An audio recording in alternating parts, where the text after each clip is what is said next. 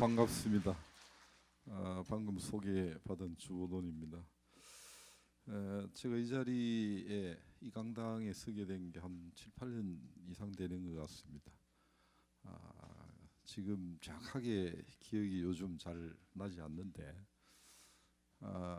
그때 한창 그 선덕여왕의 드라마가 진행이 되고 있었을 텐데 전 국민적 그 관심사가 선덕여왕이었습니다. 그래서 이곳저곳에서 선덕여왕에 관한 이야기를 해달라고 이렇게 해서 제가 이 자리에 바로 서서 2시간을 선덕여왕에 관한 이야기를 3시간입니다. 3시간을 한 적이 있는데 그때는 3시간에 지금보다도 훨씬 더 힘이 있었기 때문에 3시간을 연속하려고 이렇게 했는데 당시에 좀 연배가 많으신 분들이 60 이상이 많아가지고 중간에 화장실에 가지 않으면 안 된다라고 해서 중간에 잠깐 쉬었다가 이야기를 하고 갔습니다. 그때 제가 기대에 부응하지 않게 그때는 욕을 했던 게 선덕여왕에 대해 가지고 굉장히 긍정적 입장에서 뭐라도 이야기를 해달라라고 하는 그런 취지였던 것 같은데 제가 드라마를 고대사와 관련되는 사극 인원류들은 잘 보질 않습니다. 워낙이 엉터리가 많아가지고 역사적 사실에 대해 가지고 믿을 수 없는 그런 이야기들을 작가들이 자기 마음대로 쓰기 때문에 거의 보지 않는데 드라마에 관한 이야기를 해달라고 그랬기 때문에 오기 전에 몇 카트를 제가 사실 봤습니다. 봤더니 아니나 다를까 그야말로 엉터리 이야기였습니다. 거기 보니까 선덕여왕이 아주 건강하고 아주 도전적이고 고비사마에 가서 무슨 단련하고 왔는 것처럼 이렇게 돼 있고 나머지 뭐 화랑에 관한 이야기들이나 그 시대적 배경이 워낙 엉터리라 가지고 제가 그때 여기 와서 이것은 사극이 아니고 사기극이다 이렇게 이야기를 한 적이 있습니다. 그때는 오늘 여기보다도 관심이 높았던지 여기에 이 복도에도 중간에 가득 찼어요. 그래 도대체 얼마나 되냐 물어보니까 등록 인원이 530명이 기록이 돼 있다 이렇게 이야기해서 사실 그때 한번 놀랐습니다. 서울 사람들이 역시 그 문화 수준이라고 하는 게 다르구나라고 하는 그런 생각이 들어서 뭐 할 일 없는 분들도 계시겠지만은 시간이 없음에도 불구하고 의도적으로 시간을 내어서 가득 매운 데 대해 가지고 제가 정말 깜짝 놀라고 내려갔던 적이 있어서 기억에 새롭습니다.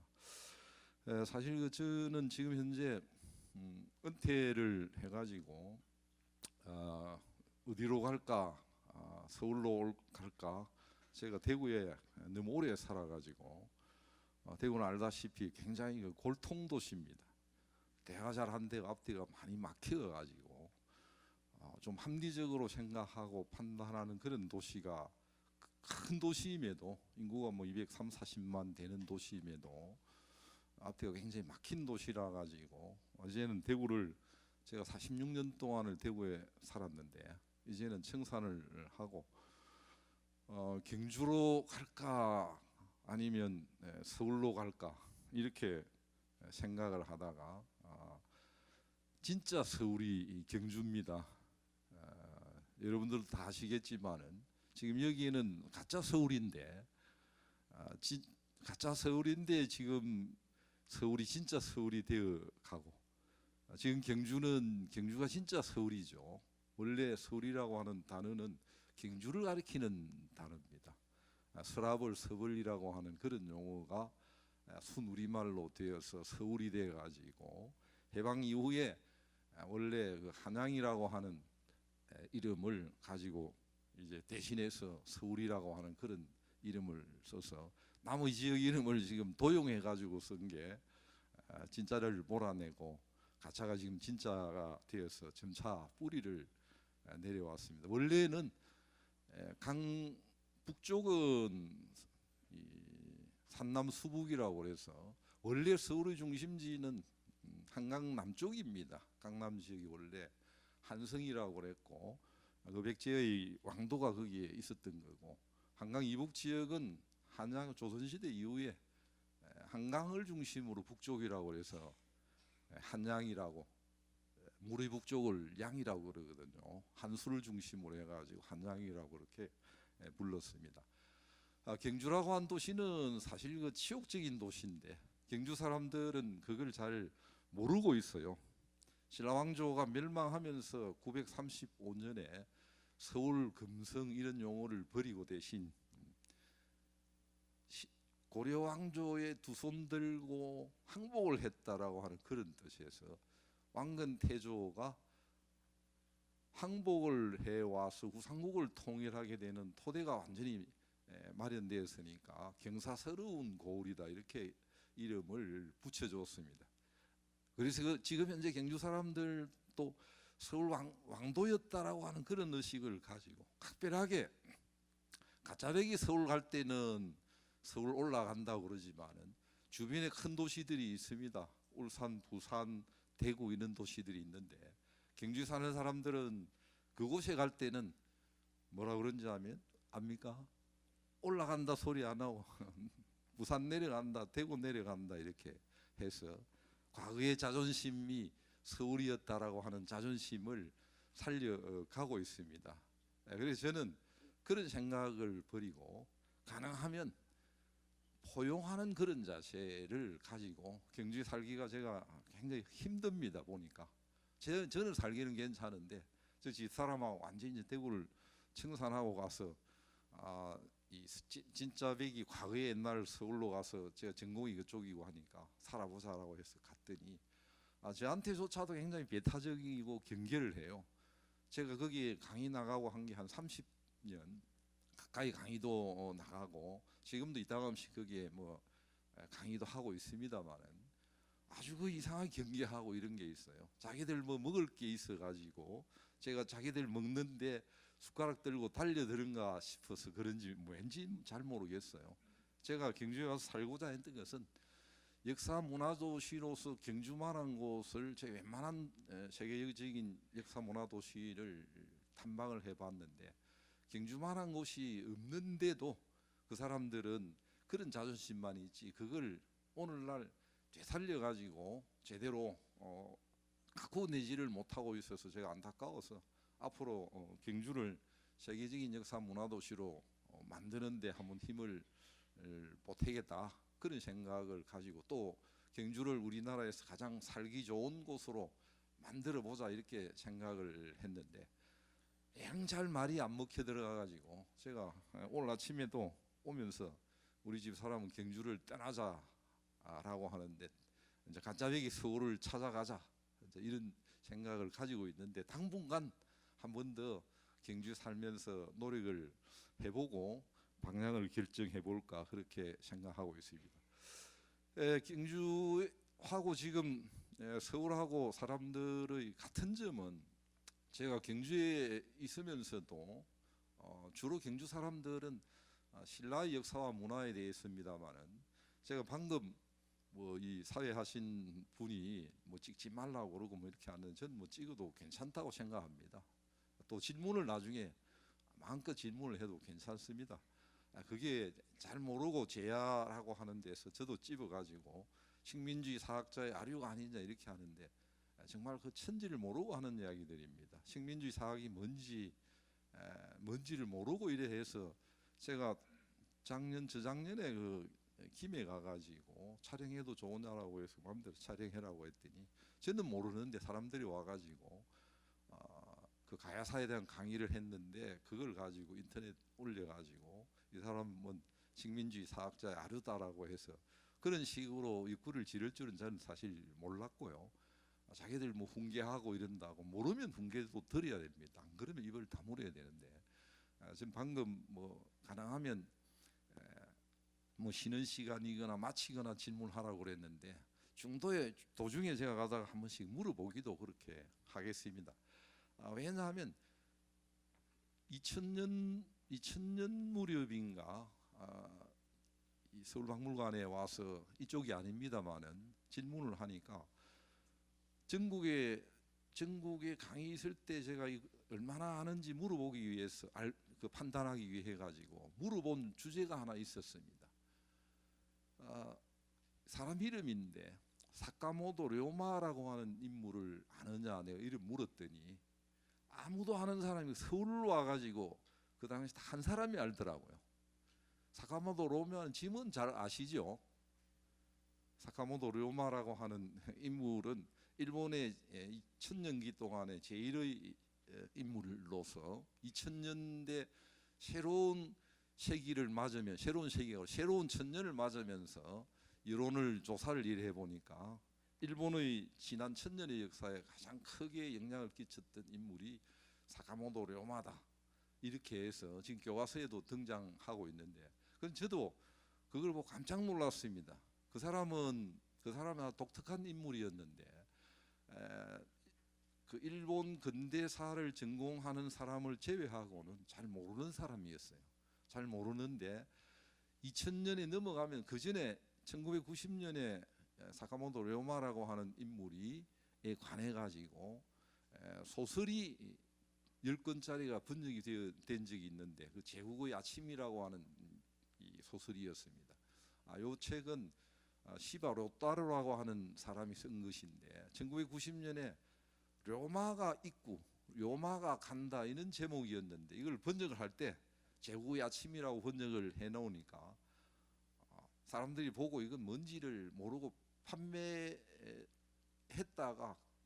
얼마 안 있다가 거두어들였습니다. 그런데 2000년에 들어와 가지고 다시 이 책이 번역이 되어 가지고 나왔는데 그때 번역이 된 게 료마가 있고 료마라고 하는 사람이 간다 이런 뜻입니다. 이건 메이지 유신이 성공하도록 하는 토대를 마련했던 인물인데 나이 30대 초반에 사망을 했던 아주 독특한 인물입니다. 그래서 저는 서울 와가지고 이거 아는 사람이 있을까? 다른 데서는 아는 사람이 없었어요. 제가 질문을 해봤습니다.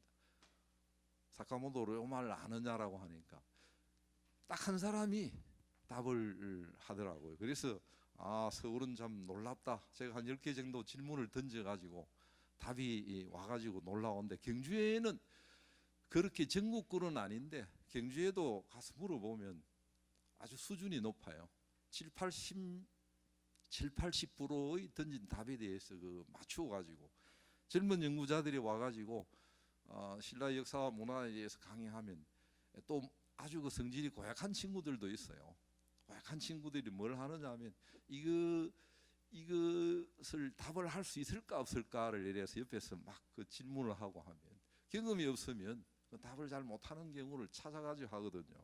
왜냐하면 서울보다 신라의 역사와 문화와 관련해서는 경주에서 훨씬 더 봄, 가을, 특히 가을이 되면 계속 이어집니다. 강의도 하고 거기에 학술 행사도 하고 거기 매니어들이 들어와 가지고 모든 그 장소에 다 들어와 가지고 최신의 이야기를 듣기 때문에 최신의 이야기를 듣고 그 박물관 강좌 이런 데 하면 놀린다고 골린다고 질문을 던져 가지고 물어보고 못하는구나라고 하는 걸 의도적으로 이 강사로 하여금 좀 무한하게 만들고 자기 능력을 과시하기 위해 가지고 그런 행위를 종종 보게 됩니다. 사실 서울에 와서 참 기분 좋은 거는 저는 이제 질문을 하라고 그러는 게 이야기를 하고 나면 질문을 많이 해야 아주 기분이 좋고 이야기에 호응이 되는구나라고 하는 그런 의미로 저는 받아들이기 때문에 나중에 필요하면 질문을 많이 해 주시기 바랍니다. 저도 질문 한번 던져 보겠습니다. 그런 의미에서 코이라고 하는 거 들어보셨나요? 코이가 뭐죠? 역시 서울은 다르네요. 일본 신화에 나오는 건데 실제 한다고 그래요. 코이라고 하는 그것은 잉어과에 속하는 물고기인데 잉어과에 속하는 물고기 이 물고기의 특징은 어떤 그릇에 어떤 물에 담기느냐에 따라 가지고 고기의 크기가 자라나는 크기가 달라진다고 그럽니다. 그래서 의왕 같은 데 넣어 놓으면 10cm밖에 자라지 않는데 웅덩이 같은 데 넣어 놓으면 뭐 2, 30cm 자라고, 호수에 넣어 놓으면 이거 뭐 1m 이상 자란다고 그럽니다. 그래서 주어진 환경에 의해 가지고 자기의 몸을 이 바꾸어 나가는 그런 변신을 가지고 있는 그 물고기가 코이라고 하는 물고기인데, 요거와 역으로 우리 신라때 기록에 이거와 거꾸로 돼 있는 잉어가 있다는 사실을 아는 사람은 굉장히 드뭅니다. 그런 이야기 들어보셨나요? 삼국유사에 보면 해공왕조에 보면 그런 내용이 나옵니다. 지금 진주 땅이 강주인데 거기에 어떻게 해서 웅덩이에 고기가 사는데, 이는 고기가 커나가니까 거기서는 거꾸로 웅덩이가 커져가지고, 물고기가 커져가니까 웅덩이가 커져가지고 나중에 못이 되고 호수로 바뀌어 나갔다라고 하는 그런 내용이 간단하지만은, 일본의 문화하고 뭔가 참 역으로 차이가 나는구나라고 하는 것을 보여주는 내용이 거기에 들어 있습니다. 나중에 한번 가서 참고해 보시기 바랍니다. 원래 저한테 오늘 원래 의뢰가 왔던 지난 그 봄의 주제는 북한의 역사학이 어떠냐라고 했는데, 제가 지금 북한의 역사학이라고 하는 것은 아무런 의미가 없다라고 이야기했습니다. 옛날 80년대 90년대 북한의 역사학에 대해서 저들도 많은 관심을 가지고 웬만한 책은 다 사서 보고 이렇게 했는데, 북한의 역사학은 지금 볼 게 전혀 없습니다. 90년에 들어와 가지고 만들어진 역사성이 없는 틀을 가지고 만들어진 조선 전사와 같은 90년대에 들어오면 나오는데, 거기에 보면 너무나 엉터리가 많아가지고 정치성이 들어와 가지고 고정이 되어서 굉장히 들여다볼 내용이 전혀 없어가지고 그거 해봐야 의미가 없다, 이렇게 이야기를 제가 던졌습니다. 그거 해봐야 아무런 의미가 없는데, 단 우리가 지금 현재 관심을 좀 가지고 있는 것은 90년에 북한에서 그 낙랑지구에 낙랑 고분군들이 발굴이 됐는데, 거기에 아주 중요한 물건이 나왔습니다. 세계적으로 주목을 끌만한 물건이 나왔는데 뭐냐 하면 노느 목관이라고 해서, 노느가 거기에서 나왔고요. BC 45년 무렵이었습니다. 그리고 낙랑 지역에 호구부 목관이라고, 간독이라고 그러는데, 낙랑 지역 낙랑군 지배 아래에 있던 25개의 현의 인구와 호구가 나왔습니다. 그런데 북한에서는 이걸 숨겨놓고 있었는데 1990년에는 발견이 된 건데, 발굴을 통해 가지고 공개를 하지 않았던 게 왜 그러냐면, 평양이 낙랑이라고 하는 것을 그것은 인정을 하지 않거든요. 평양이 낙랑이라고 하는 걸 인정을 하지 않고 요동 방면에 있었던 것으로 생각을 하기 때문에, 그것을 그대로 공포하면 그동안의 북한의 역사학이 다 무너지기 때문에 그걸 하지 않고 있다가, 거기에 어떤 자료집의 뒷머리에 그걸 소개해 둔 걸 누가 찾아가지고 이제 알려지면서 중국이나 일본에서도 알려지게 되고 그 관심을 가지게 된 것입니다. 혹시 뭐 그런 이야기 같으면 제가 이거 참 재밌는 이야기니까 한번 이야기해 볼 만하지만은, 막연하게 북한의 역사학이다라고 하는 것은 딱딱해서 북한 역사학은 더 이상 이야기할 게 없다라고 해가지고, 제가 그러면 저 중앙박물관에서 뭐가 좋으냐라고 해서 제가 궁리를 하다가, 사실은 제가 정한 것입니다. 문무왕의 고뇌라고 해가지고, 문무왕이 이따 말씀드리겠습니다만은 엄청나게 공헌을 하고 엄청나게 많은 고민을 했는데, 오늘날 우리 역사학에서 문무왕에 대해 가지고 별로 알아주지를 않습니다. 옛날에 마치 독립운동 열심히 해가지고 목숨도 바치고 재산 다 갖다 바쳤는데, 오늘날 사람이 문무왕에 대해 가지고 그 독립운동가에 대해 가지고 별로 관심을 안 가지고 있는 것과 마찬가지로, 문무왕이 엄청난 업적을 쌓았고 문무왕에 대해 가지고 우리가 실제로 했던 역할에 비추어 가지고는 너무나 형편없는 평가를 받고 있다, 제가 그렇게 판단을 했기 때문에 제가 문무왕의 이름을 고뇌라고 하면서 문무왕에 관한 이야기를 조금 말씀드릴까, 그런 생각을 하고 있습니다. 그래서 제가 왜 하필 문무왕인가? 왜 문무왕인가? 오늘날 역사학의 입장에서 역사학이 우리 현대 사회, 우리 사회에 어떻게 기능할 것인가 생각하면서 제가 이야기를 들고 나왔던 것은 맨 마지막에 보면 현실적인 문제로서 장차 남북 통일 이후의 우리 과제를 생각을 해봐야 된다. 그런 뜻에서 제가 문무왕의 고민이 신라가 삼국 통일하고 난 이후에 신라가 앞으로 나아가야 할 방향이나 또는 당면한 문제들에 대한 굉장히 고민을 했습니다. 우리가 흔히 이야기를 하듯이 창업보다도 수성이 어렵다라고 하는 이야기를 하는데 바로 그 이야기는 문무왕에게 들어맞는 이야기입니다. 문무왕이 엄청나게 고심을 했어요. 전쟁이 끝나도 끝난 상태가 아니고 앞으로 이런 상태를 극복해서 신라 사회를 바른 방향으로 끌고 가기 위해서 어떻게 해야 되느냐라고 하는 데 대한 엄청난 고심을 했기 때문에 이걸 좀 우리가 앞으로 남북 통일을 뭐 당장 다가오는 문제는 아닌데 먼 훗날 내리다 보면 역시 남북 통일하고 난 이후의 문제가 이전의 문제보다 훨씬 더 크다 생각하기 때문에 저는 제 개인적으로는 우리 역사 속에서 있는 지혜를 찾아내어서 미리 통일의 방법보다도 통일은 전쟁을 통해 가지고 해서는 절대 안 되는 거고요. 따라서 어떻게든 통일이 이루어진다면 통일 이후에 우리 사회가 나아가야 할 방향에 대해서 오늘날 베트남이나 독일로부터도 배울 수 있고 우리 역사 속에서도 배울 수가 있는 겁니다. 고려에 의한 후삼국 통일에서 배울 수 있고 신라에 의한 삼국 통일을 통해서도 배울 수가 있는 겁니다. 그래서 저는 제 전공에 맞게 문무왕이 통일 이후에 어떻게 사후 처리를 해 나가고자 했던가, 당시 당면한 과제가 무엇이었던가 이런 것을 좀 말씀을 드리고자 제가 문무왕의 고뇌라고 그렇게 표현을 했습니다. 다른 하나는 이제 경주에 가시면 대개 뭐 대령원에 갔다가 경주에 가면 이제 황리단길이라고 하는 데가 있습니다. 서울에 전 가보질 않았습니다만은 경리단길 가는 데가 있다고 그래요. 그걸 모방해서 황남동에 서울의 젊은 사람들이 내려와 가지고 옛날에 점골목인데 점치는 골목인데 그걸 이제 개발해서 이름을 따가지고 경리단에서 따가지고 황리단길이라고 이렇게 해서 과거에 땅이 100만 원도 안 하던 게 평당 지금은 2천만 원씩 하고 있습니다.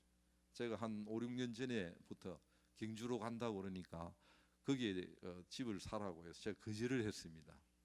그 시내 한가운데 사네 저는 주변에 한적한 곳에 가서 살겠다라고 했더니 제가 그때 그거 샀으면 아주 20배의 돈을 벌였습니다. 지금 난립니다.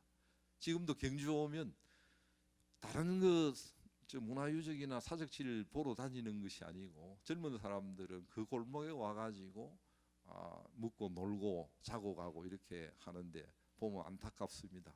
그래서 본래 다른 데 들르지 않고 거기 갔다가 옆에 대령원에 갔다가 인근에 잠깐 보고 이제 가면 서울 가가지고 난 다 봤다. 어린 시절엔 불국사 석굴암 보고 그다음에 이번에 황리단 길을 가서 보고 다 봤다 이렇게 하는데 조금 안타까운 생각이 듭니다. 그래서 저는 바깥에서 와가지고 경주를 좀 안내해고 경주에 대해서 이야기해달라고 그러면 뭘 정해가지고 오면 절대 가지 않습니다. 그래서 조건이 날 따라가겠느냐라고 하면 제가 잘 보기 어려운데 보면서 이렇게 경주의 숨겨진 곳을 찾아다니면서 보여드리는 그런 역할을 하고 있습니다.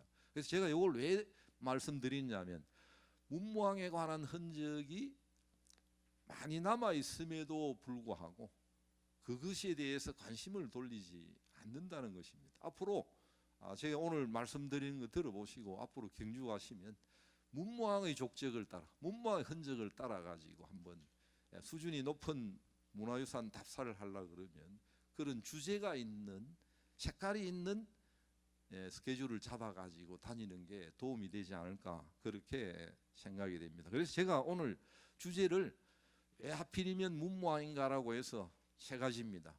문무왕에 대해 가지고 너무나 낮게 평가하고 있다. 그 정근대는 어떻게 되었냐? 우리 역사책에는 말이죠. 제가 삼국사기와 삼국유사에는 보면 문무왕을 엄청나게 평가하고 있습니다. 문무왕 삼국유사 삼국사기에는 보면 신라봉기라고 하는 신라의 역사를 다루고 있는 게 12군으로 되어 있습니다. 전체 50권인데 12군으로 되어 있는데 신라왕이 몇 명이죠? 56명이죠. 그런데 문무왕이 6권, 7권 혼자서 2권을 차지하고 있습니다. 12군 가운데 혼자서 2권을 차지하고 있는 것은 다른 왕에 비해 가지고 10배나 훨씬 더 비중을 두고 있다. 이런 걸 의미하기 때문에 정근대에는 문무왕에 대한 평가가 굉장히 높았습니다. 물론 통일 전쟁과 통일의 결과에 대해서 크게 비중을 두고 있었기 때문이기도 하지만 문무왕에 대한 평가가 그만큼 높았다는 걸 보여주는 겁니다. 삼국유사에서도 마찬가지입니다. 삼국유사는 9편으로 되어 있는데 그 가운데 정치 사회를 다룬 것이 기편이라고 하는 이상한 일을 기록하는 신이한 일을 기록하는 항목이 있어요. 공자가 불의 계력난신이다. 귀신에 관한 이야기를 하지 말라고 그랬는데 이련은 삼국유사를 찬하면서 우리 역사를 움직여 나오는 데는 신이한 힘이 크게 작용했다. 그래서 신이한 이야기들 중심으로 해가지고 신라의 정치 사회사 한국 신라 이전과 신라의 정치 사회사를 묶어놓은 게 기편입니다. 기편이 두 편으로 되어 있는데 1편, 2편인데 1편과 2편의 경계선이 어디냐면 문무왕으로부터 찾고 있습니다. 문무왕부터 2편이 시작이 되는 건 자기 아버지가 무열왕인데 무열왕하고 문무왕하고의 사이를 경계를 지어가지고 새로운 시대로 들어간다라고 하는 그런 의식을 가지고 있었던 겁니다. 그래서 이는 정근대의 문무왕에 대한 평가에 비해 가지고 오늘날에는 사실 뭐 저도 김춘추에 관해서 책을 썼습니다만은 책을 쓰면서 앞으로 문무왕에 관한 책을 제가 좀 써야 되겠다 이런 생각을 제가 또 가지고 있습니다. 그렇게 될지 안 될지는 잘 모르겠는데 여하튼 요 세 가지를 가지고 세 가지 이유 때문에 제가 오늘 이 자리에 문무왕의 고뇌라고 하는 이름으로 이 자리에 서게 되었습니다. 제가 나중에 기억이 안 날까봐 저도 사실 그 양해의 말씀을 구하는 거는 제가 이거 만들 줄 모릅니다. 그래서 그 동안에 쓰지를 않았습니다. 쓰지를 않는데 이제 정년하고 지금 나와서 있으니까 자꾸 이제 젊은 사람들 대상으로 하는데 옛날 디지털식으로만 해가지고는 낙오자가 될까봐 주변에서 이걸 쓰지 않으면 안 된다라고 이야기를 해가지고 이것도 제가 만든 건 아니고요. 제 그 제자를 불러가지고 이거 하나 만들어가지고 오라고 해서 만들었는데 저는 별로 익숙하지가 않아요. 아직까지 몇 번 사용해 본 적도 없고 익숙하지 않아가지고 좀 서툰감이 있을 겁니다. 제가 머리에 그 모자를 제가 오늘 와서 보통 벗는데 오늘 집에 나서면서 우리 집 사람이 가거든 꼭 모자를 안 벗었으면 좋겠다 당부를 합디다. 그래서 제가 혹시 여기에 실내 탈모라고 하는 뭐 그게 있는가 싶어가지고 봤더니 없어가지고 제가 모자를 쓰고 있는데 모자를 쓰고 있으면 50대로 보이는데 모자를 벗으면 80대로 보이니까 제발 가가지고 모자를 벗지 말고 하도록 좀 부탁하라고 이렇게 해서 제가 모자를 실내에서는 과거에 이 대중 공연장에 내는데 가면 탈모하게 돼 있는데 제가 머리를 좀 이상하게 생겨가지고 제가 모자를 쓰고 있겠습니다. 이상하다고 하는 뭐 머리가 이상하게 뭐 호박처럼 생긴 것은 아니고요. 머리에 희고 머리가 별로 없어요. 저는 머리가 많이 있다고 생각하는데 다른 사람들이 보고 머리가 별로 없다고 그래요. 그래서 저는 머리를 헤아려 보면 다 헤아리지 못하는데도 아침 거울 보고 머리가 굉장히 많은데 머리가 없다고 그래요. 뭐 제하고 관점이 달라서 그런 건지. 경주에 보면 그냥 넘어가는 것들 제가 문무왕과 관련되어 가지고 여러분들의 닮만한 것을 제가 몇 가지만 제가 추려봤습니다. 여기에 무열왕릉과 거기에 그 기부 이수가 있습니다. 여기에 비가 있었던 곳입니다. 여기 비가 있었는데 비신은 없어졌고, 요건 아주 뭐 뛰어난 작품입니다. 요 기부는 비가 있었는데 일연히 고려시대 조선 초기까지 있었는데 어느 때 조선 중기를 넘어가면서 깨어져 버렸습니다. 국보로 지정이 되어 있는데 우리나라의 기부가 많이 있어요. 경주 지역에도 많이 있고 비가 있는데 기부가 있습니다. 여기 나가서 봐도 박물관 뜰에도 몇 개 있는데 이거 우리나라 세계적으로 기부 중에 가장 뛰어난 게 이 작품입니다. 실물 가서 보면 어제 아래 만드는 것 같고요. 다른 거북이는 다 죽어가는 모습인데 힘이 들어가지고 요거는 살아서 움직이고 방금 뛰어나가려고 하는 그런 모습을 하고 있습니다. 일본 사람이 세키노 다다시라고 20세기 초반에 여기 한국을 도쿄대학 교수를 했는데 건축사를 하는 분입니다. 이 사람이 국내에 와가지고 초장에 어떤 걸 어떻게 하느냐 이제 점령을 식민 지배해 나가기 위해 가지고 사실 그 기초에 대한 조사를 하는 일환으로 뭘 했냐면 문화유적에 대한 조사를 했는데 이 사람이 경주에 와서 보고는 그 몇 년 뒤에 시안에 갔다 왔는데 중국에 이거보다 더 낫고 큰 게 있는가 싶어서 가서 봤더니 중국에는 이런 작품을 볼 수가 없더라. 요거 신라에서 가장 통일 이후에 가장 처음으로 만들어진 기부인데 이 기부를 능가하는 기부가 그 이후에는 만들어져 본 적이 없습니다. 그래서 국보로 당연히 지적이 되고 세계적으로 가장 뛰어난 작품이다.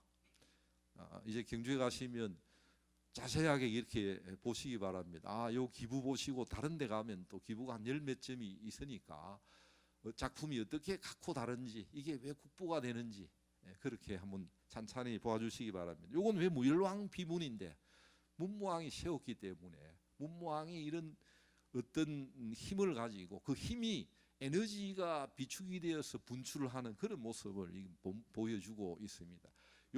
여기에 보면 요건 이수라고 그러죠. 이수인데 그 이수에 글이 8자가 쓰여져 있습니다. 태종 무열대왕 지비 이렇게 되어 있습니다. 그것도 나중에 확인하시기 바라고요. 여기에서 서북 방향으로 떨어져 가지고 한 60-70m 되는데 요게 무열왕릉입니다. 무열왕릉이고 요 뒤에 서학고분군이라고 해서 고분 내기가 있는데 거기에 대해 가지고는 더 이상 제가 말씀을 드리지는 않겠습니다. 여기에 문무왕의 어떤 에너지가 담겨져 있는 에너지를 함축하고 있는 그런 작품이다. 그래서 제가 미리 소개를 해드리는 겁니다. 나중에 가가지고 이건 뭐 곳곳에 이렇게 다 넣어가지고 말씀을 드려야 되는데 제가 나중에 가다가 보면 잊어먹을 가능성이 있기 때문에 먼저 소개를 해드립니다. 요거는 사천항사라고 하는 이 사천항사 가보셨죠? 사천항사가 이 낭산의 입구에 가모 있는데 이건 특별히 기억을 해두셔야 되는 겁니다. 문무왕 이따가 이제 구체적으로 말씀드리겠습니다만은 문무왕이 통일하면서 하기 전에 사실상 가장 큰 골칫덩어리가 누구겠습니까? 각자가 다른 생각을 하고 전쟁에 임했습니다. 당나라와 연합했거든요. 오늘날 당나라와 당을 신라가 끌어들인 것에 대해 가지고 오늘날 순진한 사람들이 평가를 해가지고 배족행위, 배신행위라고 그러는데 국가 간에는 그런 게 없습니다. 국가 간에는 오늘날 보잖아요. 미국이 우리 보고 뭐 6배나 더 분담금 내라고 이렇게 하는데 땅을 기지를 20몇 개나 다 공짜로 쓰고 있습니다. 다른 데는 다 돈을 주는데 한국에서는 기지를 공짜로 쓰고 이 땅도 원래 내놓은 거잖아요. 내놓았는데 땅은 다 빌려 쓰면서 군사를 주둔시키는데 군사를 주둔시키니까 그 경비를 달라고 그래서 줬는 그동안에 뭐 몇천억 주다가 지금 1조 원 가는데 6배네 뭐 6, 7조 원 내놔라고 지금 가고 있잖아요. 그걸 보고 우리가 깨달아야 되는 겁니다. 너무나 외교사 교과서에 나오는 평범한 이야기를 외교관계는 말이죠. 외교관계는 딱 하나입니다. 오로지 자국의 이익밖에 없는 겁니다. 한 나라가 다른 나라를 위해서 뭘 도와주고 봉사해주고 도와주는 거는 자기들 필요에 의해서 도와주는 거라고 하는 인식을 항상 가지고 있어야 됩니다. 외교는 내정의 연장이다. 내정이 해결이 안 될 때 외교를 통해서 해결하고, 외교가 안 될 때 마지막의 방법이 이제 그 전쟁이다. 전쟁이고, 외교 관계에서는 오직 한 개, 자국의 이익이 제일 우선이다라고 하는 그런 이야기들입니다. 오늘날이나 세계사적으로는 변함이 없는 명제들입니다. 당나라를 끌어들인 건 고구려와 백제 어디 가면 많이 물어봅니다. 두 나라가 자기들 대화를 했느냐, 민족은 서로 간에 같은 민족이다, 같은 뿌리에 나왔다라고 하는 의식을 가지고 있지 않기 때문에 배족행위다 이런 말도 성립할 수도 없고요. 민족이라고 하는 것도 성립이 되지 않았기 때문에 민족을 배족행위를 했다 이런 말은 통용될 수가 없습니다. 그러나 뭔가 중국 사람하고 당나라 사람하고 다르다, 외인들하고 다르다, 이래 겪어보니까 뭔가 비슷한 면이 있다는 겁니다. 그걸 오늘날 역사학에서는 동료의식이라고 그럽니다. 비슷한 면은 있다라고 하지, 그렇다고 우리가 같은 민족이다, 같은 혈통이다, 뿌리에서 나왔다 이런 생각을 가지고 있었던 것이 아닙니다. 신라가 생존을 위해 가지고 가장 약체였던 신라가 백제와 고구려를 동시에 적으로 돌려 가지고는 앞으로 살아남을 수 없기 때문에 살아남기 위해 가지고 당나라의 큰 힘에 의존할 수밖에 없었던 겁니다. 그래서 당을 끌어들여 오는데 두 나라 다 생각을 이제 이따가 말씀드리겠습니다만, 당은 출발할 때 세계 제국을 꿈꾸고 있었던 겁니다. 제국을 꿈꾸고 있었던 거고, 고구려와 백제는 물론이고 신라까지도 장악해서 자기의 기미 아래, 자기의 제약 아래 두려고 생각을 했는데, 사실 이따 결론적으로 말씀드리겠습니다만 전쟁이 끝나고 난 뒤에 전쟁이 끝난 상태가 아니었어요. 668년에 고구려가 망하고 난 뒤에 전쟁이 이제 시작이 되는 겁니다. 전쟁이 일어나리라고 신라에서도 예상을 하고 있었는데, 이때 불력의 힘을 빌려 가지고 이제 어떻게 하면 좋으냐 고민하고 있을 때 웬 성녀가 불력의 힘을 빌려야 된다. 그 명랑이라고 하는 성녀가 있으니까, 그래서 불력을 통해 가지고 힘을 빌려 가지고 당을 물리치기 위해서 세웠던 절이 사천왕사입니다. 신라를 지켜주는 그런 이 절이 사천왕사다. 이선 이거 하나 기억해 두시고, 망덕사라고 하는 저 위에 그 숲이 있는데 그 망덕사가 있는 곳인데, 망덕사는 뭐냐 하면 나중에 당나라가 이제 정보를 얻어 보니까 뭔가 수가 있다. 그래 사천왕사라고 하는 절이 뭔가 효험이 있는데 저거 왜 그러냐라고 해서 악분기라고 하는 사람을 보내 가지고 실제 조사를 하게 했는데, 오니까 그 사람을 구워 삶아 가지고 우리가 너희들과 싸우기 위해서가 아니고 이 당나라 황제를 위해서 비는 절이다. 그 망덕이라고 하는 거, 황제의 덕을 멀리서 보고 빈다라고 하는 그런 뜻입니다. 그런 절을 지어서 사천왕사 바로 얼마 떨어진 100m 남쪽에 망덕사가 있는데, 이것도 바로 문무왕이 만들었던 절입니다. 나중에 조금 더 자세한 말씀을 드리도록 하겠습니다. 요 사천왕사가 발굴한 현장이고요. 금당지구 양쪽에 목탑이 2개 있습니다. 여기 왜 인제 하느냐면 이쪽 길을 따라 올라가면 저 위에 뭐가 있죠? 가보셨죠? 여기로 올라가 저 뒤로 돌아가면 쫄로 길 따라 올라가면 선덕여왕이 있습니다. 선덕여왕 무덤이 있는데, 거기에 그 아까 말씀드린 것처럼 드라마 하고 난 뒤에 드라마가 진행 중일 때 여기 인산인해를 이루었어요. 여기에 경주시에서도 생각지를 못해가지고 사람들이 금요일 토요일 일요일 되면 사람들이 떼거리로 와가지고, 그래서 밑에 주차장 만들고 여기 개발 계획 세웠는데 드라마 끝나고 조금 지나고 나니까 아주 그 썰물이 돼가지고 싹 쓸려가 버려가지고, 그 전에는 가서 무덤가에 여성들도 많이 왔어요. 꽃을 하나름씩 안고 애들 데리고 와서 선덕여왕이 굉장히 흐뭇해 여겼을 텐데, 그때 이제 그 전에는 이따금씩 가보는데 가보면 정말 한적한 곳입니다. 여왕이 누워가지고 뭘 생각하고 있을까 이런 생각하면서 좀 건일보했는데 한동안은 뭐 와가지고 갈 수가 없었어요. 그러다가 지금은 제가 지난주에도 갔다 왔는데 그 보니까 정말 외로이 꽃 한 송이만 노래 딱 놓여 있더라고요. 아, 세태가 이런 거구나. 그런 생각이 좀 들어가지고 여기는 올라가는 입구에 반드시 사천왕사를 거쳐가게 되어 있습니다. 저기 철길이 나가지고 아마 일제가 경주의 철길을 나오면서 두 가지, 하나는 신라 궁궐 옆에 동궁입니다. 동궁을 지나가면서 두 개를 잘라놨어요. 잘라놓은 거하고 사천왕사를 동가리 내놓은 것입니다. 이건 나중에 올라가서 발굴해가지고 지금 전모가 드러나는 상태입니다. 요걸 보시고 그 다음에 앞에 방금 말씀드린 망덕사지가 있던 곳입니다. 요거는 이제 문무왕과 직접 관련되는 비입니다. 지금 현재 경주박물관에 이 보관을 하고 있습니다. 요건 우리 곡절을 많이 겪었던 비인데 이것도 나중에 잠깐 또 말씀드릴 기회가 있을 겁니다. 이제 문무왕이 왜 제가 이제 사천왕사를 하나 기억하라고 그러냐면 결론적으로 이야기한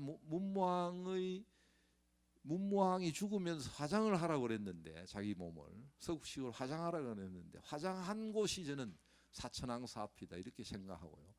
뼈가 나왔는데 이 뼈를 묻는 곳이 바로 여기 대왕암입니다. 대왕암이고 요거는 감은사지요. 제가 이제 지금 특별히 이제 강조를 하는 것은 방금 앞에 나왔던 사천왕사에 뼈를 갈아가지고 묻었고 거기에는 뭔가 영혼이 남겨져 있는 곳입니다. 영혼이 남겨져 있는 곳이고 요 백은 육체는 가져가가지고 여기에 들어가가지고 대왕암에 뿌렸습니다. 물론 부정하는 사람도 있는데 저는 삼국사기나 삼국유사에 그런 내용이 들어있기 때문에 그건 부정할 수 없다. 저는 이렇게 생각을 합니다.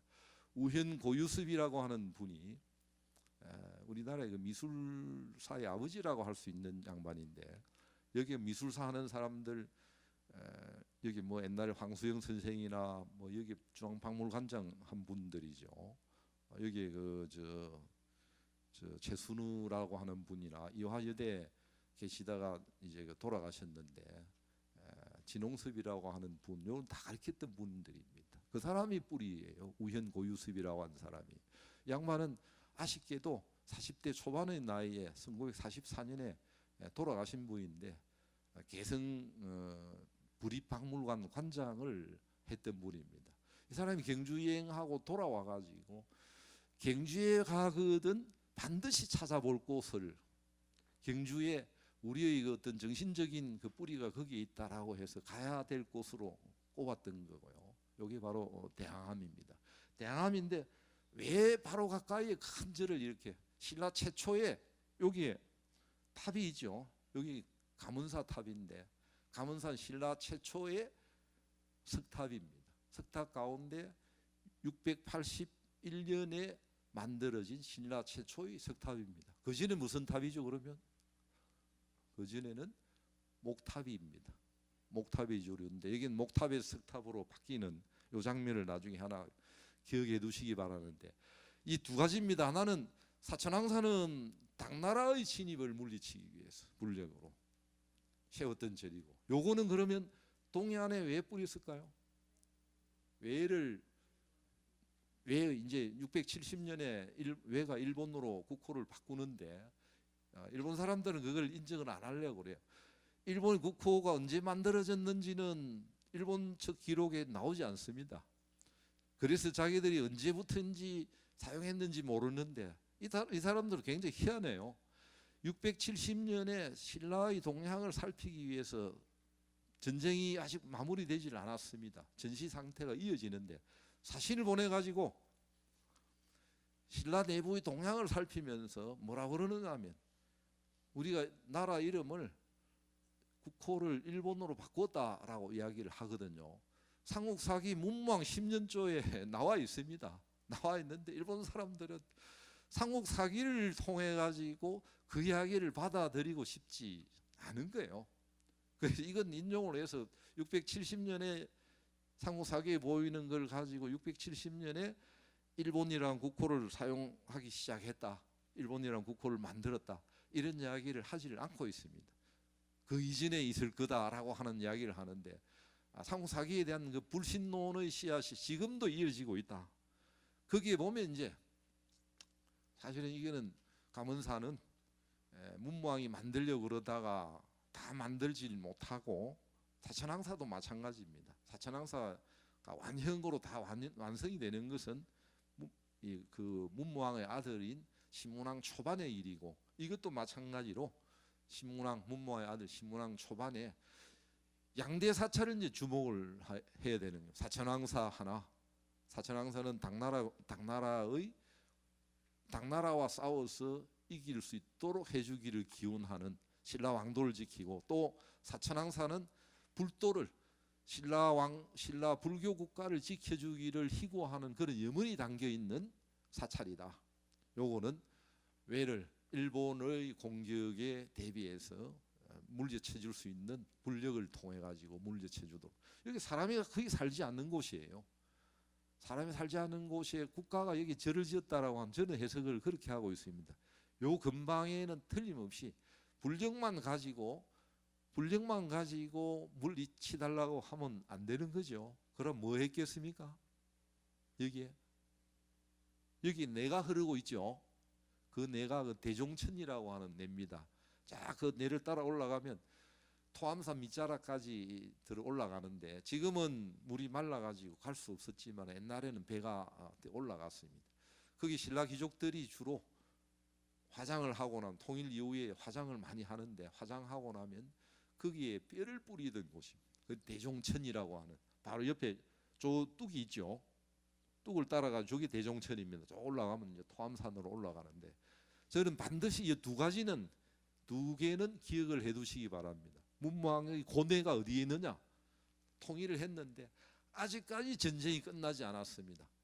당나라가 언제라도 공격을 해올 채비를 차려가고 있고, 일본에서도 계속해가지고 뭐냐면 신라 침공론인데, 신라 정벌론이 100년 이후에 100년 가까운 기간 동안에 나오고 있습니다. 얼마나 불안했겠습니까? 왜냐하면 고구려 백제 멸망하는 모습을 자기가 경험했고 봤거든요. 그래서 각별히 제가 이제 강조하는 것은 문무왕을 생각할 때 사천왕사 창건하고 감언사 창건, 대항암, 이렇게는 반드시 기억을 해 두시기 바랍니다. 그래서 좀 전에 말씀드린 문무왕의 비가 어디에 세워져 있었냐면, 사천왕사 입구에 가면 발굴한 바로 밑에 기부가 2개 있습니다. 2개 있는데 동쪽 서쪽이 있는데, 동쪽에 있는 기부는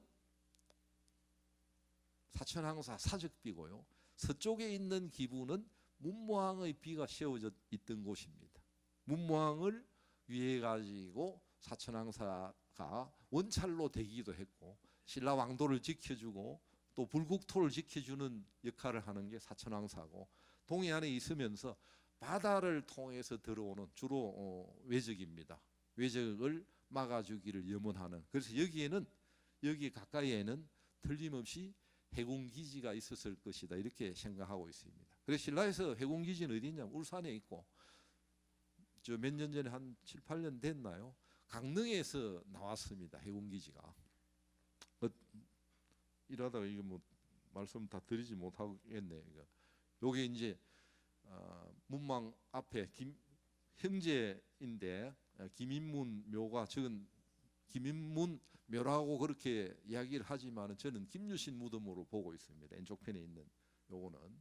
그다음에 거기에 있는 기부가 있고, 요 김인문 빈데, 요거는 여기서 나온 게 아니고요.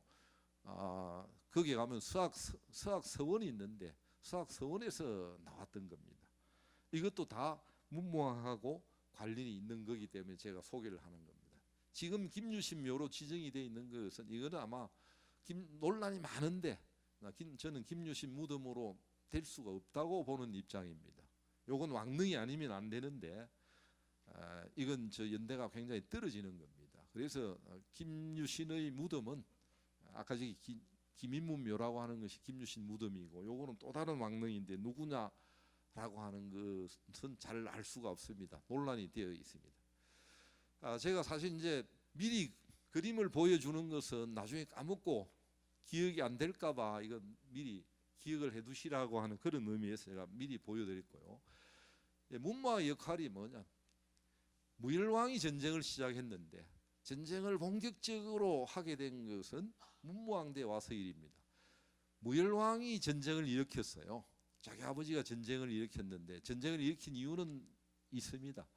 이따 말씀드리겠는데 통일을 했던 왕이 문무왕이다 하나 하고, 그 통일하고 난 이후에 뭐냐면 전시 상태가 연속 선상에 있었던 겁니다. 우린 전쟁이 끝났다고 생각하는데 방금 사천왕사 감언사를 통해서 알 수 있는 것처럼 전쟁이 끝나지는 않았고요. 전시 상태가 이어지고 있었고, 이 내부의 문제하고 통일하고 난 뒤에 안에 내부 체제를 유지해 나가는 것과 그 다음에 바깥으로 가해지는 외세의 공세, 이것 때문에 골머리를 앓고 있었던 겁니다. 내부에서는 정적들이 많았어요. 무열왕 문무왕의 왕위 계승에 대해 가지고 불만을 가지고 있는 세력이 굉장히 많았습니다. 전쟁 중에도 반발을 하고 이런 모습들이 나왔기 때문에 많은데, 전쟁이 끝났다고 그 사람들이 다 해결된 것은 아니었습니다. 당도 있고 외도 있는데 그걸 이용해 가지고 내분이 일어나고 하는 그런 골치 아픈 일들이 벌어지고 있었고, 더구나 새로이 영토와 인민이 늘어났는데 어떻게 이것을 수성해 나가느냐라고 하는 것이 문무왕의 고민이었습니다. 우리가 삼국 통일의 2대 원운이라고 그러면 누구를 가리키느냐 하면 문무왕하고, 문무왕이 1등입니다. 제일 원운이고 2등이 김유신입니다. 김유신은 백제 그 다음에 고구려 멸망시킬 때 살아 있었고요. 무열왕은 3등인 것이, 백제를 멸망시키는 데는 살아 있었지만은 고구려 멸망은 보지를 못했기 때문에 3등으로 이렇게 이야기를 하고 있습니다. 그래서 창업을 사실은 하고 또 수성을 해야 될 두 책무를 동시에 가지고 있었던 게 문무왕이었기 때문에 이건 고민이 엄청나게 많았다. 전쟁은 왜 시작했느냐? 무열왕이 시작을 했는데, 무열왕의 적이 배경에 대해서 제가 길게 말씀을 드리지는 못하겠는데, 무열왕은 정상적이라면 왕이 될 수 없는 사람입니다. 비주류였습니다.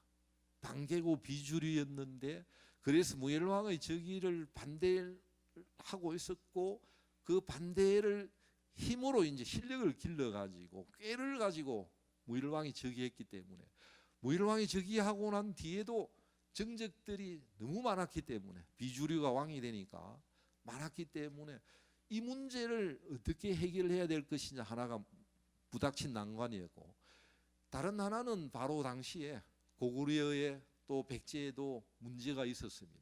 고구려에서는 개소문이 헤게모니를 장악해 가지고 이제 내분이 일어나니까 이제 헤게모니를 장악해 가지고 권력을 행사하면서 모순이 생겨 나가 가지고 모순이 바깥으로 분출될 그런 기회를, 에너지가 바깥으로 분출되는 그런 기회를 가지고 있었습니다. 백제에도 의자왕이 즉위했던 이듬해 내부 정변이 일어나 가지고 그 내부 정변을 바깥으로 돌리기 위해 가지고 신라에 공세를 가해 가지고 낙동강까지 진출을 했습니다. 그 642년의 일인데, 요는 당면의 안팎의 위기들 속에 무열왕이 즉위를 했는데 정적들이 많았던 겁니다. 안팎의 위기를 동시에 해결할 수 있는 방법은 뭐냐면 전쟁을 통하는 길을 선택을 한 겁니다. 무열왕이 그래서 당나라의 목을 메고 당나라 힘을 빌려가지고 안팎에 당면하고 있는 내부의 문제도 해결하고, 그 다음에 바깥으로부터 가해지는 고구려 백제의 위협을 벗어나기 위해 가지고 전쟁을 일으키고, 거의 당나라 태종 그 다음에 당나라 척천무에게 목을 매어 가지고 연합 전선을 형성해서 마침내 전쟁을 일으키는데, 사실은 이제 자칫하면 무열왕 김춘추가 전쟁광처럼 비춰지는데 그것이 아니고요. 무열왕은 자기가 어렵게 왕위를 계승했기 때문에 자기가 왕위를 가장 왕족의 혈연적으로는 가장 가까이 다가가 있던 인물이었음에도 불구하고 신라 사회가 가지고 있던 문제가 너무 많다. 그게 뭐냐면 전통적인 진골 귀족 중심의 사회라고 하는 것이 능력 본위를 인정 안 해주니까 능력에 따라 가지고 뭔가 새로운 사회, 그게 새로운 지배 이데올로기로서 적극적으로 수용한 게 유학이었습니다. 유학을 지배 이데올로기로 한 새로운 사회 건설을 김춘추와 김유신이 결합했던 것도 바로 그것 때문이었습니다. 둘이 힘을 합쳐가지고 권력이 집착하는 권력의 화신이 아니고 또 전쟁 광도 아니었습니다. 그 사람들이 추구하고자 했던 것은 바람직한 신라사회 건설이었고, 당면하고 있는 신라사회 내부에서 주류가 되지 못하고 반발 세력이 많고 바깥으로 위협이 가해지니까 이걸 해결하기 위한 방법으로 전쟁을 일으키고, 궁극적으로는 뭐냐면 유학에 바탕한 신라사회를 새롭게 만들어 나가려고 하는 그런 꿈을 가지고 있었던 겁니다. 그래서 전쟁이 이제 일어나게 되는데, 당과 연합하기 위해서 당도 이제 당태종이 죽었습니다. 649년에 50밖에 안 된 나이에 죽었는데, 죽고 난 뒤에 나중에 이제 결국에 헤게모니를 장악하는 게 이 척천무우입니다. 뭐 이건 다 아는 이야기들이기 때문에 제가 구체적인 말씀은 드리지 않겠습니다만은 여기에 중대한 변화가 나타납니다. 그 동안의 당나라에서는 고구려가 골치 아프니까 고구려가 강자였기 때문에 고구려 성공을 자꾸 주장을 해왔고, 그동안 신라에서는 백제를 먼저 쳐야 된다 이렇게 주장을 해왔는데 신라의 요구를 들어주지를 않았습니다. 않았는데 659년에 와가지고 태종 무열왕은 마지막 승부수를 띄웁니다. 당나라가 우리를 협조 안 하더라도 내가 전쟁을 일으키겠다 생각을 해서 올인을 하는 겁니다. 올인하는데 사신을 보냈어요. 마지막으로 당나라로부터 병력의 도움을 받기 위해서. 그때 누가 가느냐면 자기의 아들, 둘째 아들입니다. 아까 무덤에 잠시 나왔는데 김인문이죠. 김인문하고 보낼 때 멋진 명문장을 쓰는 사람이 있어요. 누구죠?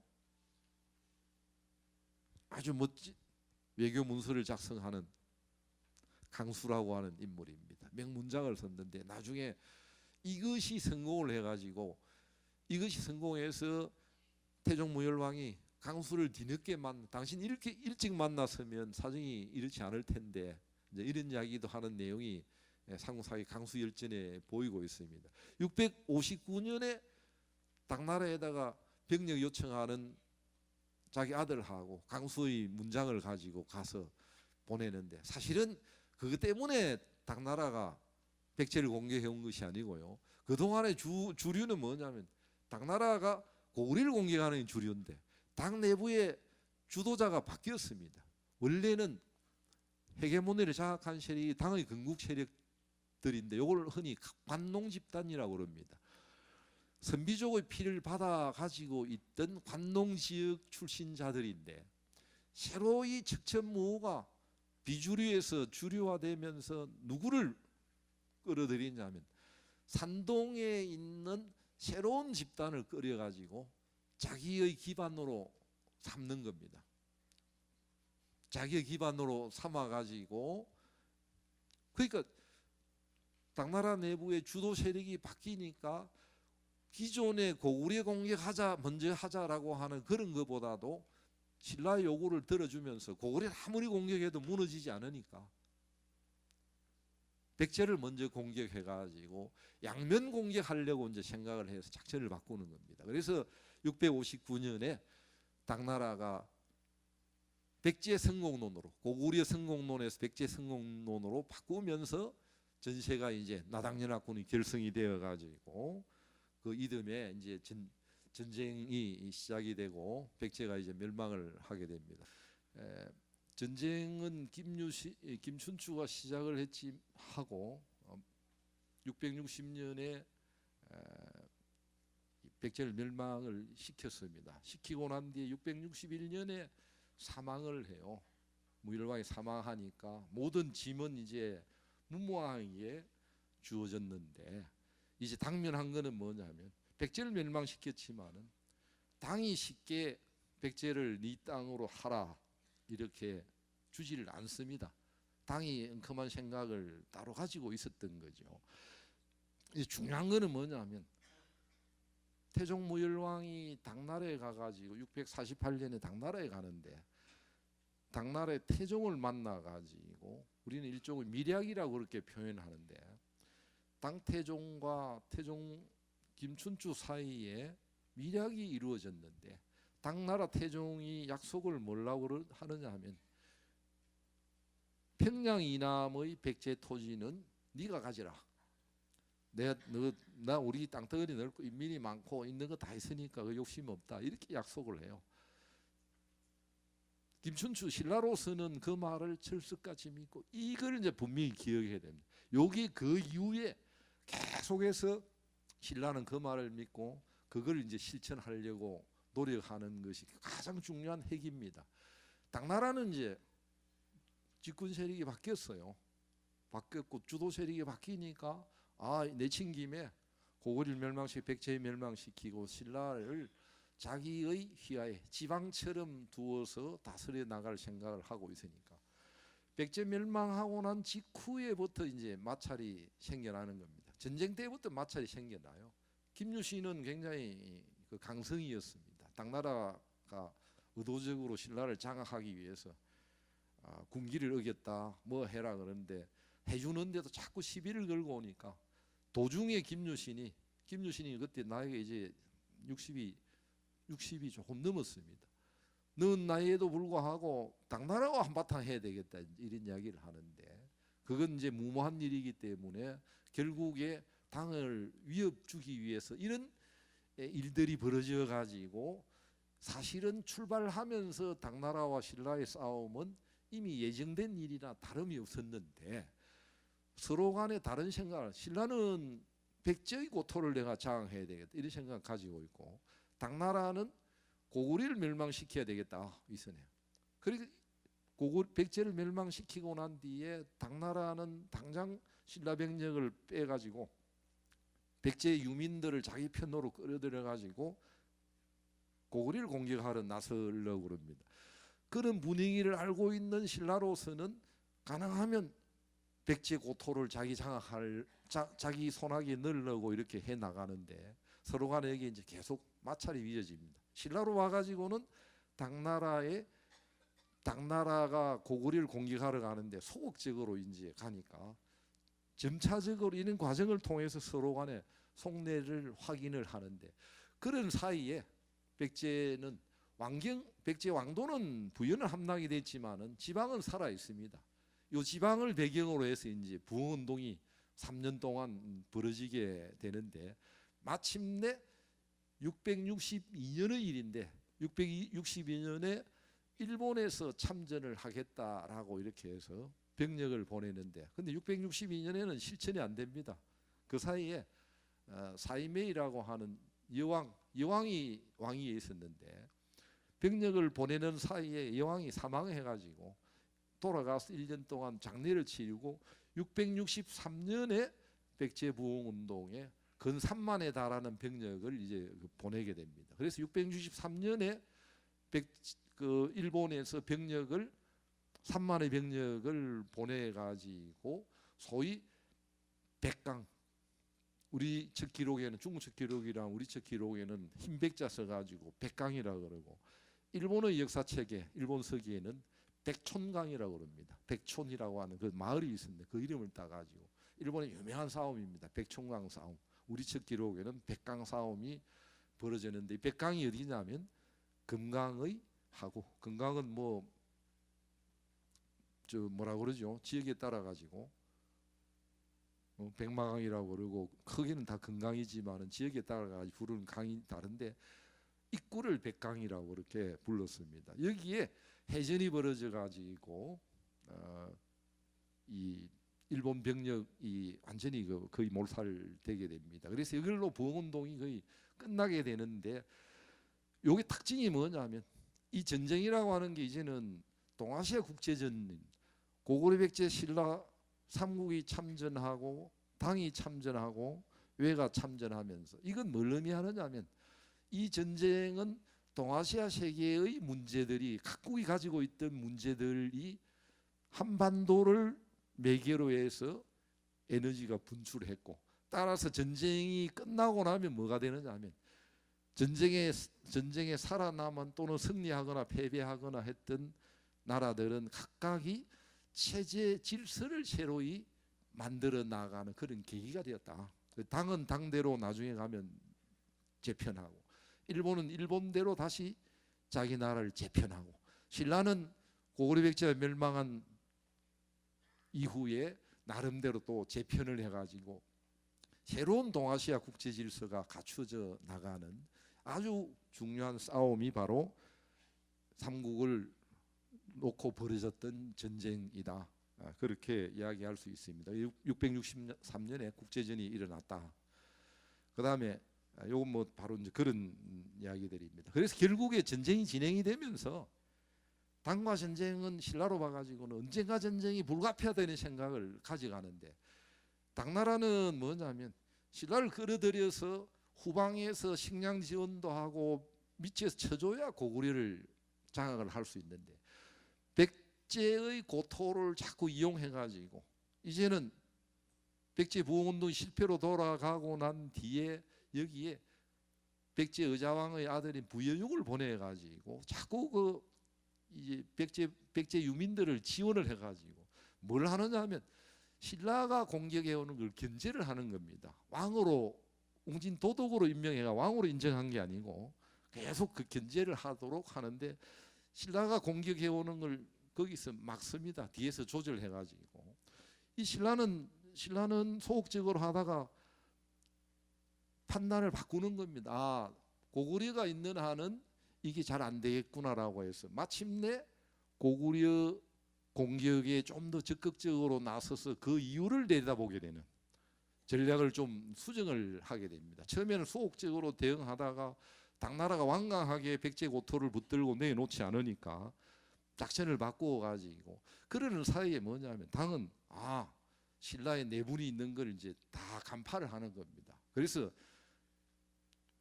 적을 이용해서 적을 치는 걸 뭐라 그러죠?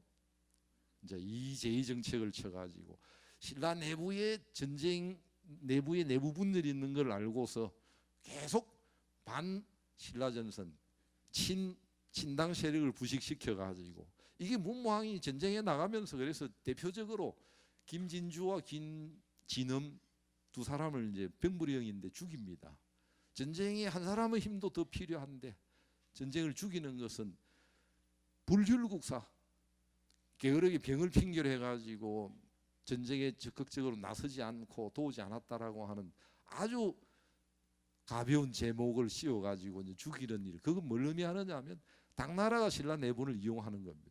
이 이후에 여러 차례 걸쳐가지고 당나라가 신라 내분을 이용하는데 어떤 지역의 유력자를 이용하느냐 하면 주로 여기 한산주 여기 서울 지역에 주둔하고 있는 총사령관을 이용해가지고 가능하면 반문무왕 전선을 펼치게 해서 마침내 신라는 당과의 싸움이 불가피하다는 걸 깨달아가는데 이제 눈앞에 고구려가 있는 겁니다. 그래서 고구려 전선에 마지막으로 이제 고구려를 멸망시키는데 당으로부터 백제고토를 확실하게 확보하기 위해 가지고 마지막 싸움에 혼신의 힘을 기울입니다. 식량도 당나라 식량도 신라에서 되어주고 마지막 싸움이 평양전투인데 평양전투를 당나라보다도 훨씬 더 신라가 평양을 함락시키는데 군공을 더 세우는데 사실은 이거는 신라의 생각으로서는 백제고토를 확보해야 되겠다는 거고 고구려는 그 당나라는 요동으로부터 들어오는데 막혀가지고 적극적으로 평양 공격에 참여를 하지 못하는 겁니다. 여하튼 668년에 고구려를 멸망시키고 고구려 고토 평양에다가 이제 뭘 두죠? 안동 도호부를 둬가지고 한반도 전체를 다 통할하는 도독부 위에 도호부입니다. 도호를 둬가지고 한반도 전체를 통할하려고 그러고 신라를 견제하기 위해서는 백제 유민을 이용하는데 신라도 그 사이에 뭐 7, 8년 사이에 경험이 있어가지고 작전을 뭐로 세우느냐면 고구려 유민을 이용해서 당을 견제하는 겁니다. 여기 이제 외교 관계 아주 재미가 있는 것. 고구려 멸망했어요. 고구려 멸망을 시킨 거는 당이라고 하는 의식을 이제 주입을 시켜가지고 고구려 투항해 오는 주민들을 모아가지고 너 고구려를 계승시키도록 해줄게, 제사를 지내고 해줄게라고 해서 만들어진 게 보덕국입니다. 후고구려, 고구려국, 고구려 안성의 그 보덕국을 지원해가지고 그리고 669년에 말이죠. 이제 이 두 나라가 하나는 백제 유미를 이용하고 하나는 고구려 유미를 이용해가지고 치열한 이게 뭐 외교전이 아주 벌어지는 겁니다. 서로 간에 명분을 쌓고 명분을 가지고 이제 싸움을 대비해 나가는 건데 마침내 신라도 그 불가피함을 알고 670년에 들어가면 백제 수도였던 부여에다가 자기 영토라고 해서 춤을 바르게 됩니다. 이게 내 영토다라고 해서 소부리 주를 설치합니다. 요거는 내 땅이다라고 이러니까 이건 당나라는 웅진 도독부를 통해 가지고 장악하려고 그랬는데 내 땅이라고 자기 행정 관할로 편입시켜 버리니까 당나라에 대한 전쟁 선전포고나 다름없다 이렇게 생각을 한 겁니다. 그런데 사실은 끝으로 드러난 거는 그거지만은 당도 신라가 만만찮으니까 절마저거하고 싸워서 한번 결판을 내야 되겠다 이래 생각해서 전쟁 준비를 하고 있는 겁니다. 그때 전쟁 준비를 하기 위해서 당나라에서는 문무왕 김범민의 동생인 김인문을 이제 내세워 가지고 당을 이 신라왕을 관직 삭탈하고 동생 자기 친당 입장의 김인문을 세워 가지고 이제는 이제 그 신라를 장악하려고 그러는데 이 김인문이 현명한 사람이었습니다. 김춘추라고 한 사람이 가장 고민이 뭐냐 하면 힘들게 왕위를 계승했는데 앞으로 자기 자식이 많아요. 자식이 13명입니다. 이때 자식이라고 하는 것은 남자를 가리키는데 다른 여러 명이 있지만은 잘 드러나지 않습니다. 인물 몇 명만 드러나고 적자가 8명입니다. 서자가 5명인데 적자 8명이 아주 쟁쟁한 인물들입니다. 큰 아들이 김범민이고 둘째 아들이 김인문이고 셋째가 뭐 문왕이고 뭐 지경 뭐 이래 해가지고 쟁쟁한 인물들인데 쟁쟁한 아들이 많다고 이게 좋은 게 아니에요. 아들이 많다고 다 좋아하지만은 재산이 없을 때는 괜찮은데 재산 많은 사람은 아들 많이 낳은 걸 후회할 겁니다. 이건 왕위에 오르고 나면 이 후에 이게 어떻게 할까 고민이 많이 빠지는 겁니다.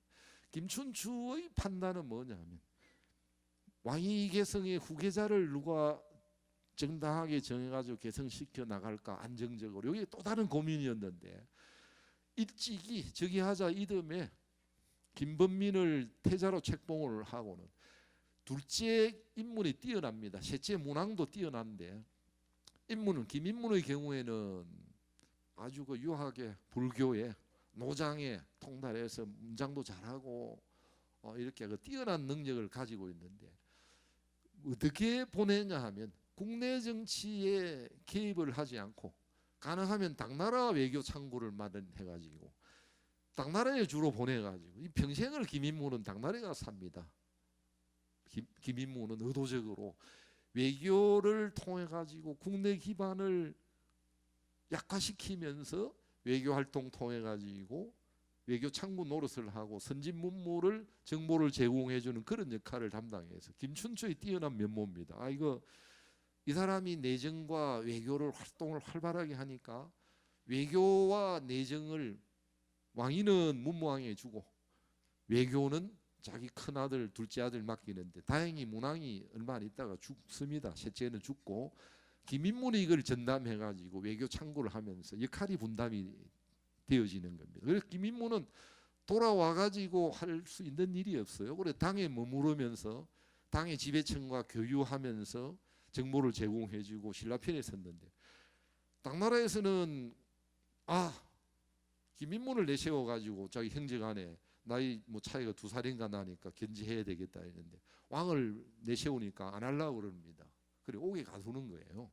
옥에 가두면서까지 신라를 지키고자 하는 그런 생각을 김인문이 가지고 있었던 겁니다. 만약 그렇게 내분이 일어났다면 문무왕은 제대로 체제를 유지해 나갈 수가 없었을 것입니다. 김인문이 판단이 현명했고 전쟁이 일어날 거다라고 하는 정보도 제공해가지고 그 당시에 유학생이었던 의상에게 전쟁 준비하고 있으니까 가가지고 전쟁에 대비해라라고 해서 의상이 돌아와가지고 문무왕에게 그렇지 않아도 신라에서도 알고 있습니다. 알고 대비를 해 나가는 그런 상황이었고 전쟁이 이제 670년 무렵에 전쟁이 언제부터냐 669년부터다 671년부터다 뭐 이런 견해들이 있는데 대체적으로 670년부터 당과의 전쟁이 시작이 되었다 이렇게 이야기할 수 있습니다.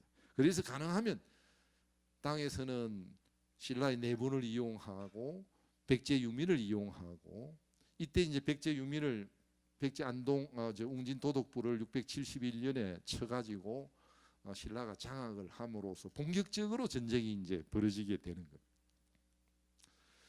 전쟁이 일진일퇴를 거듭하는데 전쟁이 주로 바로 임진강하고 한강 사이에서 주로 전쟁이 일어납니다. 주된 병력은 평양 쪽에서 있기 때문에 당의 병력은 내려와 가지고 이쪽의 전쟁이 일진일퇴를 거듭하는 국지전이 자꾸 이제 싸우다 보니까 이제 전면전으로 화해 가는 거죠.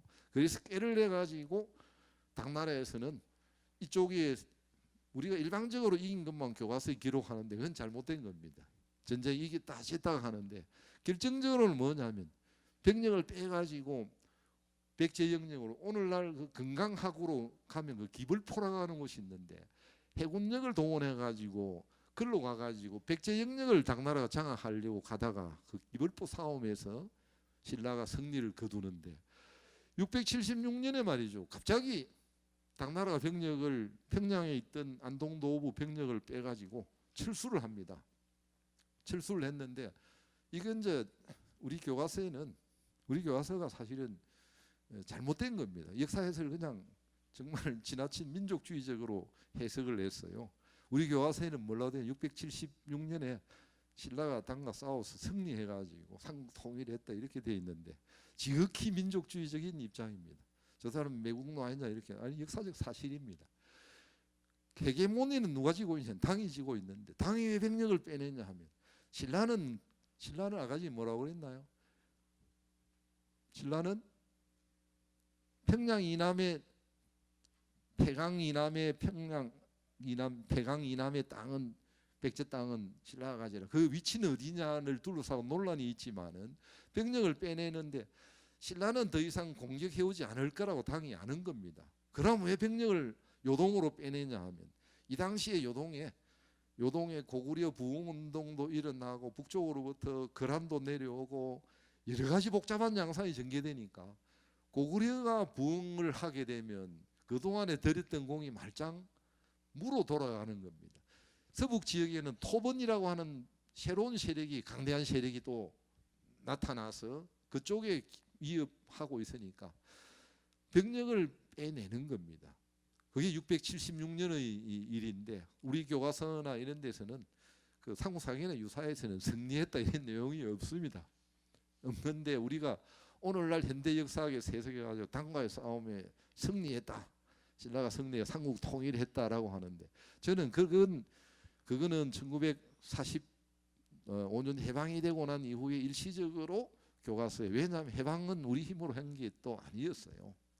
그런데 우리가 이겼다라고 강대국과 싸워서 이겼다라고 하는 걸 민족의식을 불러넣는데 이용을 하다 보니 그게 오늘날 완전히 정설로 돼가지고 그 문제가 있다라고 이야기해도 그거는 먹히지. 제가 이제 뭐 그걸 받아들이자 이런 이야기보다도 우리는 그걸 받아들이더라도 알고나 있자는 겁니다. 전쟁이 지금 우리도 남북한에 지금 전쟁이 끝나지 않은 상태인 거 아시죠? 이거는 휴전이 되고 휴전 다음에 뭐냐면 뭐죠? 정전이 되고 지금 이제 가려고 그러는 게 뭐죠? 종전입니다. 종전으로 이제 가고 그다음에 남북 통일이 되는 이 단계를 밟아가는데 지금은 정전 상태잖아요. 당과의 싸움에도 그런 겁니다. 휴전 조약을 맺지 않았지만은 신라는 당의 동향이 두려운 거예요. 고구려 백제의 멸망한 마당에 당이 전열을 가다듬어 가지고 공격해올 거에 대비를 하지 않을 수가 없었던 겁니다. 준비를 하지 않으면 당의 그 병력을 자기는 총병력 동원하는데 5만 병력인데 저기는 병력 일부 병력 가져온 게 13만 병력을 데려왔단 말이에요. 그게 불안할 수밖에 없는 겁니다. 여기에 대해 가지고 노심초사 고민하는데 이제 승자라고 하는 사람이 그 676년 이후에 소위 사제사를 2차례 걸쳐 가지고 당에 보내 우리가 잘못했다 사정하는 겁니다. 이제 외교전으로 이제 나오는 건데 요 결과 당나라가 물론 자기 내분도 있지만은 신라가 와가지고 온갖 동원이 돼가지고 온갖 인물이 동원돼 가지고 해서 외교전을 통해 가지고 이걸 이제 무마해 나가는데 사실은 종전은 어디에 있냐면 7세기에 들어와 가지고 성덕왕대에 이루어집니다. 그 전에는 정전 상태고 신라에서는 사실 막 보내가지고 눈치를 보고 이런 작전을 펴는 겁니다. 그래서 그럴 때 유효한 게 아까 저게 무슨 절이라고 그랬나요? 사천왕사가 이제 그걸 빌고 그 구심의 역할을 이제 하는 겁니다. 정전이 되고 이제 종전이 될 때까지 신라는 적극적으로 당나라 외교를 통해 가지고 당의 재침이 없도록 하는 그런 정책을 추진해 나가는데 신라도 좀 전에 말씀드린 것처럼 고구려를 유민을 동원해가 견제를 했습니다. 그래서 익산 땅에다가 보덕국을 세워가지고 고구려 유민을 동원해가지고 백제 유민의 준동을 막아가지고 방패막이로 이용하려고 그렇게 했는데 당나라와 관계가 전쟁이 이제 점차적으로 휴전에서 정전 상태로 들어가니까 보덕국 왕이라고 그래가지고 따로 독립국으로 만들어줬다가 680 신문왕대 가면 이제 나라를 없앱니다. 당나라가 또 공격 즉시 당장 해올 것 같으면 이건 유지시켜 가지고 이용을 해야 되는데 유지시켜 주지 않고 보덕국을 멸망을 시킵니다. 뭐 반발을 하고 뭐 이렇게 하지만 멸망을 시켜 가지고 신라 주민으로 편입을 시키게 되어서 비로소 이제는 일통사만 내부적으로 통합을 하기 위해서 이제 남는 과제는 뭐냐면 신라 국내에 있는 사람 고구려 유민도 있고 백제 유민도 있고 하니까 이걸 통합하는 과제입니다. 그게 내걸은 게 바로 일통사만의 논리였습니다. 이건 이따 다시 한 번 더 말씀을 드리겠습니다. 이제 통일에 대한 평가는 사실은 이제 겉으로 전쟁은 없어졌지만은 전시 상태는 계속되고 있었다. 전시 상태는 계속되고 있었고 냉정하게 보면 이거는 전쟁이 아직 종전이 된 상태는 아니고 전시 상태가 유지되어 나가서 문무왕에게 이런 또 다른 고민을 안고 있었다. 기본적인 입장은 뭐냐면 백제의 고토를 완전하게 장악해야 되겠다. 고구려 영토에 대해 가지고는 사실은 통일을 하고 난 뒤에 고구려 영토는 7세기, 8세기 중엽 이전에 단 한 뼘도 들어오지를 않았습니다. 우리는 마치 평양 땅이 다 우리 땅처럼 된 것처럼 교과서에 설명을 하는데 그거는 뭐냐면 7세기 8세기 중엽에 이르기까지 이거는 신라는 그 당나라 영토다 생각을 했어요. 병력을 철군시키고 거기에 사람이 살지 않고 거기에 그냥 무주공산처럼 놓여지도록 있는데 신라는 의식을 뭐냐면 당나라 영토라고 했습니다. 우리 교과서에 보면 구주제도다 어떻게 하는데 구주제도는 9개의 주를 천하라고 생각해서 만드는데 원래 신라 영토의 세계주, 백제 영토의 세계주, 고구려 영토의 세계주를 만들었다 이렇게 설명하는데 실제 고구려 영토에 만들었던 것은 통일전쟁을 통해서 확보된 영토는 거기 한 뼘도 없습니다. 과거에 5세기대 6세기대에 걸쳐가지고 고구려 영토였던 게 점차적으로 신라 영토로 편입이 된 지역을 가리키는 겁니다. 이것도 우리 그 교과서에 사실은 그 속임수를 쓰고 있는 거예요. 그걸 이제 신라가 주장을 했습니다. 신라는 땅을 가지고 이야기하는 게 아니고 주민을 확보하는데 고구려 영토, 우리가 과거 영토지만 우리가 장악했다. 백제 영토 장악했다. 이거 우리 천하다라고 해서 이제 구주라고 하는 걸 만드는데, 사실은 사람은 상당 부분은 당나라 편입이 들어가고 일부는 들어와 가지고 신라 주민으로 편입이 되는데, 신라로 봐 가지고는 체제를 유지해 나가기 위해서 주장한 게 바로 일통사만의 논리였다. 이렇게 이야기를 할 수 있습니다. 그래서 전쟁에 대한 평가를 굳이 오늘날 우리가 무조건 이겼다라고 하는 것은 객관성을 담보하지 못한다.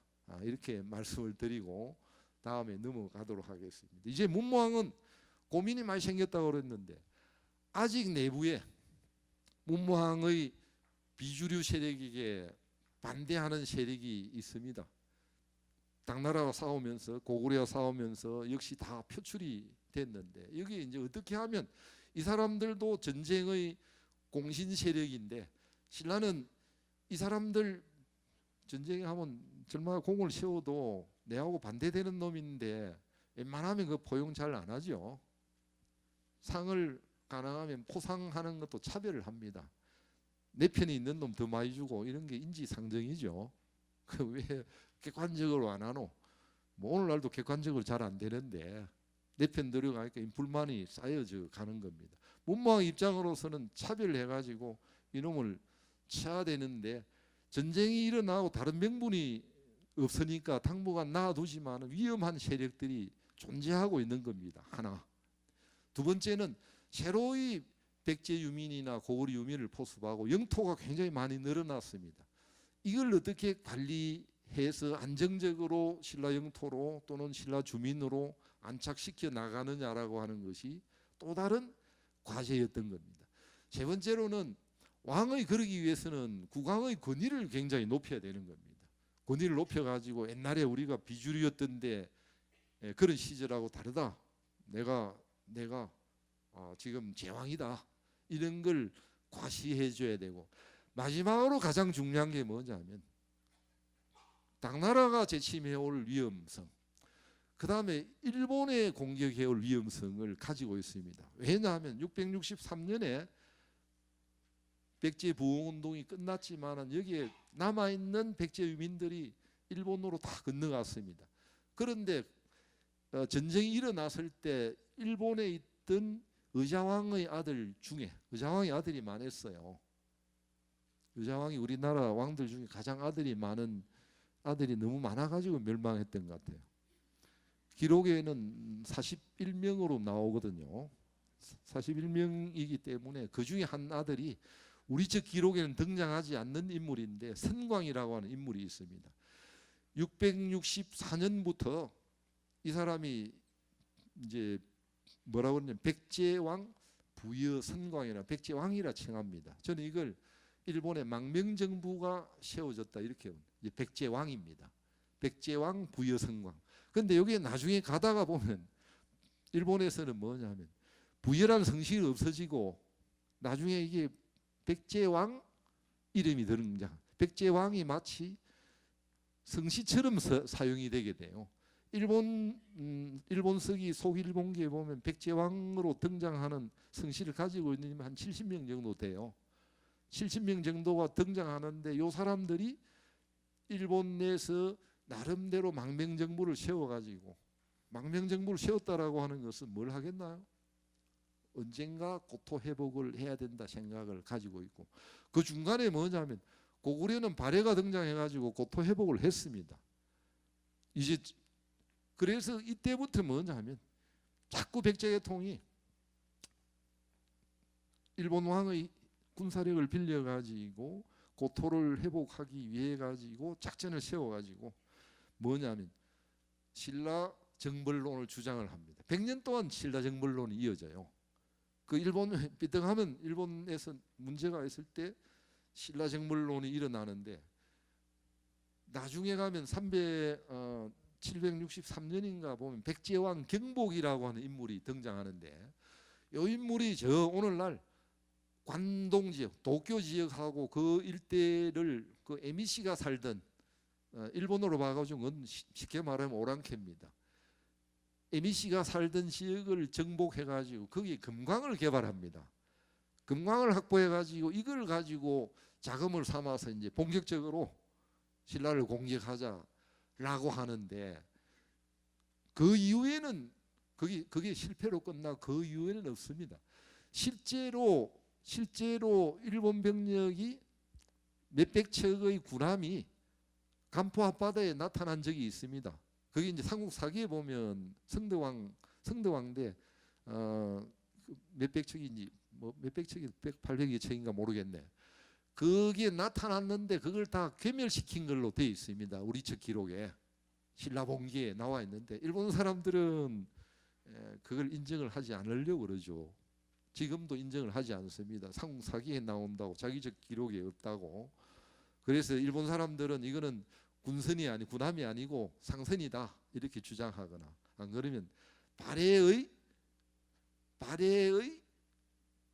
함선이다 이렇게 주장하기도 하는데 삼국사기에는 그렇게 외선이 나타나가지고 괴멸시켰다 이렇게 되어 있습니다. 일본에서는 그걸 인정을 하지 않으려고 그러는데 여하튼 일본이 호시탐탐 기회를 노리고 있었던 것은 틀림이었고 722년에 뭐냐 하면 일본이 공격해올까 해서 경주에 가보면 관문성을 아시나요?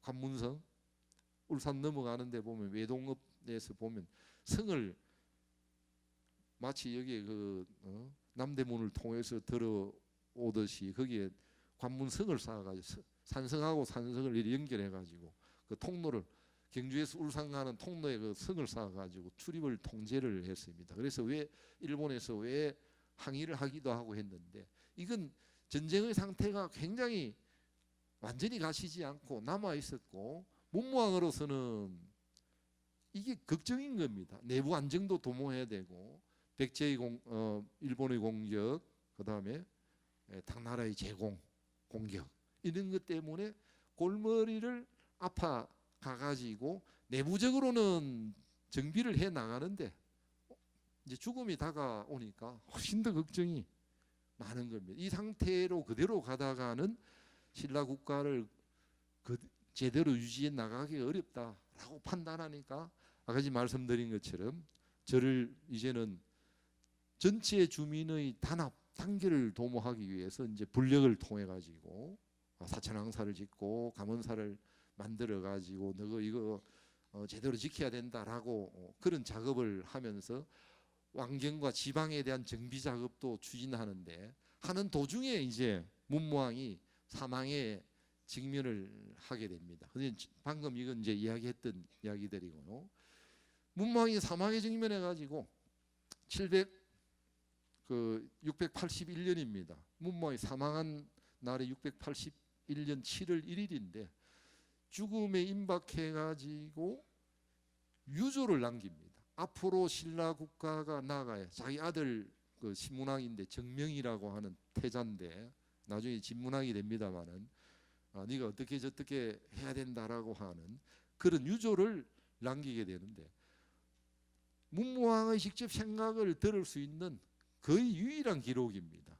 문무왕의 유조를 이렇게 길지는 않지만은 뭐 적지는 않아요. 문무왕이 내 앞으로 나아가야 할 신라 국가의 경영 방향 어떻게 해야 너가 체제를 유지해 나간다라고 하는 것을 유언으로 이제 불러다가 남겨가지고 대비를 해라. 얼마나 고민을 많이 했겠어요. 이게 생명이 더 한 20-30년 더 살았으면 다 하겠는데 아들에게 물려주면서 이제 걱정이 돼가지고 남겼던 게 유조입니다. 유조가 이건 특이하게 남아있어. 저는 이게 자료적 가치가 굉장히 높다. 다른 어떤 것보다도 손질이 가해지지 않았기 때문에 자료적 가치가 굉장히 높다 이렇게 판단하고 있는데 그럼에도 불구하고 국내 연구자들 중에 이걸 다룬 사람이 없어요. 제가 모두에 말씀드린 것처럼 문무왕을 굉장히 홀대하고 있다. 삼국 통일을 했다라고 하면서 당나라 전쟁 이겼다라고 또 이야기하면서도 문무왕 이야기는 별로 하지 않고 무일왕에 대한 이야기는 하고 선덕 여왕에 대한 이야기만 제대로 하면서 소홀히 하고 있다. 그래서 문무왕 유조를 들여다보면 수성을 위해 가지고 문무왕이 얼마나 노심초사 고민했던가라고 하는 걸 볼 수가 있습니다. 위선의 첫째로는 내가 죽거든 바로 즉위해라는 겁니다. 그 구전에 관 앞에서 즉위해라는 겁니다. 한시라도 공백으로 둘 수 없다. 이건 뭘 의미하느냐면 문무왕 후계 문제를 둘러싸고 반발하는 세력도 역시 존재하고 있다. 완전히 없어진 게 아니다.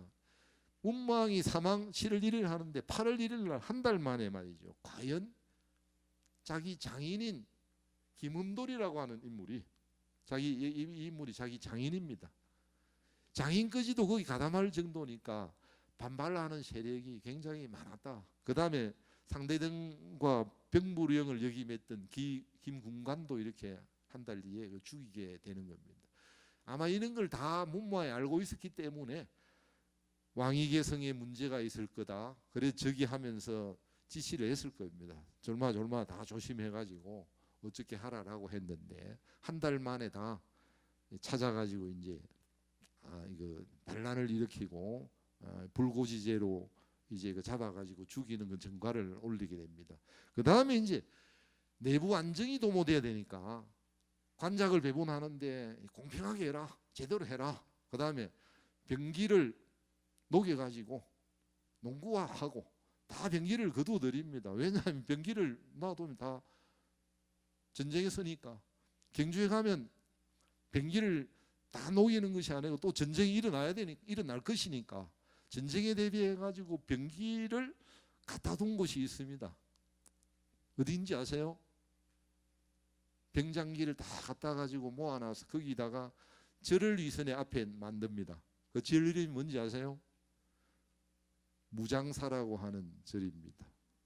무장사라고 하는 절이 경주에 가면 가장 꼴짜기가 두 개가 있어요. 꼴짜기 절이 두 개가 있는데 하나는 무장사입니다. 지금은 말이죠. 보문단지 지나가지고 가면 그 바로 밑에는 아니어도 워낙 꼴짜기이기 때문에 그 위에 산이 운제산인데 포항으로 넘어가는데 차가 지금은 굉장히 밑에까지 들어갑니다.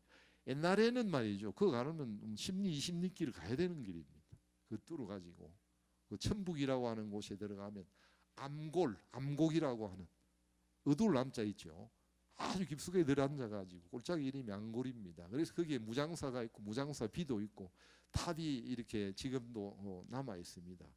비도 복원을 해놨는데 그게 경주에 가면 가장 앞으로 경주에 답사를 했다라고 하는데 무장사 안 가보고 경주에 답사했다 이런 이야기는 하면 안 됩니다. 그걸 한번 가보시기 바라고요.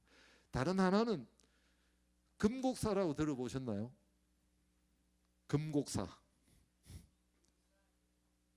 울산이 아니고 그 어디냐면 안강에 가면 금곡사라고 하는 그거는 굉장히 깊숙하게 들어갑니다. 상류사에 나오는데 원강의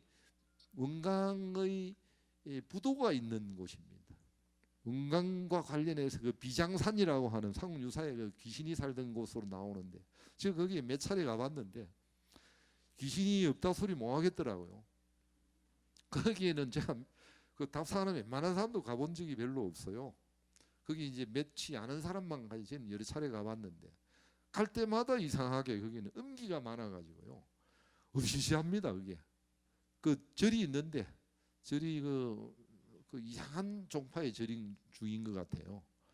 중도 중거치 않고 그거 보면 이거 무당골 같아요. 무당들이 많이 온다고 그러는데 한번 나중에 답사로 가보시기 바랍니다. 그 원강에 그 탑이 하나 그 세워져 있는데 깨어진 걸 이제 복원을 해가지고 금곡사하고 무장사. 그래 그 정도는 경주에 가보셔야 경주 답사를 많이 했다. 이게 우리 그 고대사 전공자, 신라사 전공자들도 가본 사람이 몇 없어요. 그래 언제 오면 경주 오면 내가 안내를 해줄게라고 하니까 그 현장을 잘 오지를 않아가지고 이게 가보지도 않고 어제 제가 경주 남산에 갔다 왔는데 그게 남산에 가서 그 윤을곡이라고 올라가서 그 불상이 앞에 그 명문이 있어가지고 앉아서 이래 있는데 누가 아마추어가 하나 그 친구는 아주 공부를 많이 했더라고요. 많이 해가지고 보는데 이제 누구는 여기 현장 답사 온 것처럼 했는데 안 오고 글을 쓰고 했다고 막 이렇게 이야기했는데 그거 사실입니다. 그 전문가들도 가야 되는데 안 가고 남이 그거 왜 표가 나거든요. 남이 한 이야기를 틀린 이야기를 그대로 뺏기내는 겁니다. 틀린 이야기 뺏기내는데 안 갔다는 증거거든요. 옛날에 애들 졸업 논문 쓰는데 한자가 뭔지 모르고 졸업 논문 가져오니까 뭐라고 하냐 밑에다가 주에다가 졸업 논문 쓰는데 졸고 이래 놨습니다. 앞에 부분에 자기 글을 옛날 지금은 그래 안 하는데 옛날에 우리 글을 쓸 때는 내 앞에 있는 글을 인용할 때는 졸고라고 내를 스스로 낮추는데 나를 스스로 낮추다 보니까 다른 사람이 깔보기 때문에 요즘은 그렇게 이제 안 하거든요. 그런데도 이제 그 친구들은 그런 걸 모르고 옛날 글을 뺏기다가 보니까 졸고가 사람인 줄 알고 졸고 우리 사람들이 사실 돌게 만들어요. 돌고다 돌고 이게 막 아주 그런데 안 가보고 글 쓰는 사람이 거기에 가서 보고 이제 그 친구 이야기 와 선생님 이게 사람들이 와가지고 이쪽에 명문이 있는데 글을 표현을 하는 잘못하니까 이쪽에 명문이 있는 줄 알고 글을 보면 다 그 명문이 있다는데 그 말이 맞아요. 그 누가 누군지 뭐 답사 많이 다닌다고 하던 사람도 현장에 안 가보고 남의 글을 뺏겨가지고 선생님 부식이 있습니다. 그래가지고 그 친구를 우연히 만나가지고 한 산에 앉아가지고 그 윤을곡 나무 한번 가보세요. 이건 저 8세기 9세기 전반에 저 건데 한 시간 정도 이런 이야기 저런 이야기 하다가 왔는데 곳곳에는 그 이제 고수들이 있습니다. 강화에는 고수들이 있는데 여기 계신 분들도 그런 분들이 계실 텐데 경주에 오시면 아까 저게 문무왕의 흔적도 찾고 그 다음에 그 금곡사하고 무장사는 가보시기 바랍니다. 그리고 무장사에는 만약의 사태에 대비해 가지고 일부는 농기구화하고 상당 부분은 또 무장해서 전쟁에 대비해 나가는 그런 조치를 취했고 그 다음에 세금과 요역을 간편하게 하고 유교적 이념에 입각해 가지고 정치를 하라 당부를 하는 겁니다. 그리고 현실 법령이 율령격식이 잘못되고 불편한 거는 고쳐라 이렇게 이야기를 하면서 그 다음에 자기 죽음에 대한 이야기를 합니다. 장례 방식을 공식적으로 서구식으로 해라, 화장을 해라라고 하는 유언을 하는데 화장지의 위치를 고문 밖에 화장하라 이렇게 지시를 합니다. 그 고문이 어디냐 하는 걸 둘사고 논란이 많아가지고 여기 보면 말이죠. 이거 능지탑 가보셨나요?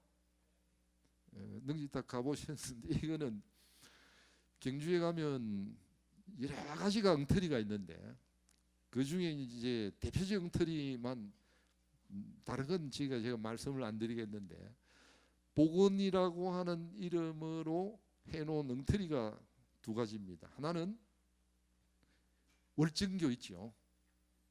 월정교가 그 정말 천하의 엉터리를 복원을 해놔가지고 좋다고 와가지고 저도 다리도 여러 차례 건너 그 양쪽에 현판이 있죠.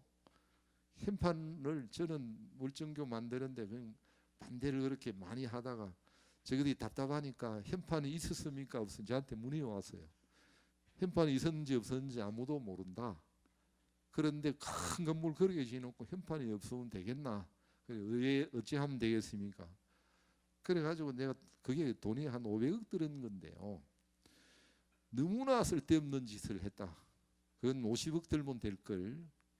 그 처음부터 이제 반대하니까 경주시에서는 뭐 마땅하게 생각해가지고 회의하면 저를 빼고 그랬어요. 그 답답하니까 와가지고 거기에 글을 어떻게 그러면 현판을 쓰면 그래가지고 제가 만들어 그림 이렇게 해라 그래. 남쪽에는 월정교가 그 김생의 집자입니다. 북쪽에는 그 최치원의 집자입니다. 그 진감선사비에서 따온 건데 그런 그 경주시가 나를 싫어하면서 필요하면 와가지고 또 사살 이렇게 해가지고 할 수 없이 도와주고 해서 그 내가 저 위원장 해가지고 이래 해라 스토리텔링 여기 구경 온 분들이 많을 테니까 이야기라도 엉터리 위에 이야기라도 보고 가게 하라고 그렇게 이야기를 했습니다. 다른 하나는 월정교가 만들어지기 전에 제일 엉터리가 요거였습니다. 이거는 67년도에 찍어놓은 사진이 있는데 이건 전혀 다릅니다. 이거는 복원을 주도한 완전히 복원이 아니고 월정교 아니에요. 이거는 복원이라 이름 쓰면 안 됩니다. 재현이라고 하기에도 아깝고요. 창조했습니다. 창조한 건데 이거는 이거 복원을 한다고 해서 주도했던 양반들이 인도에 당시에 가가지고 뭘 보고 왔느냐 하면 인도에 산치대탑을 보고 와가지고 산치대탑 모형입니다. 여기 가서 가본 분 아시지만 여기에 석물들이 잔뜩 있습니다. 복원해놓고 복원이라 이름 해놓고 안 되니까 여기 잔뜩 있어요. 이게 좀 부끄러운 일인데 그래서 이거는 하루빨리 해체해서 원상 재현을 해야 됩니다. 사진이 있어요. 사진이 있는데도 실수를 하고 있다. 장례를 이제 처음으로 화장을 하기 위해서 동해안에 뿌리는 아까 이건 모두에 말씀드린 것처럼 사천왕사하고 감언사가 사천왕사 앞에서 화장을 하고 거기에 능비를 세우고 능은 없는데 능비를 세우고 요 시신을 가가지고 대왕암 쪽에 가가지고 뿌리고 거기다가 감언사를 만드는 겁니다. 그래서 혼백을 따로 만들어서 사천왕사에는 혼을 모셔두고 백은 감언사의 대왕암에 모셔가지고 서로 호응을 하도록 하나는 당의 공격을 통해서 신라와 신라 불국토를 지켜주는 역할을 하고 다른 감언사를 통해서는 동해 용왕이 되어 가지고 문무왕이 지켜주는 그런 역할을 하도록 이 두 개가 하나의 조합이 되어 가지고 들어있다. 사망할 때 특별하게 내 죽음을 이제는 간소하게 해라.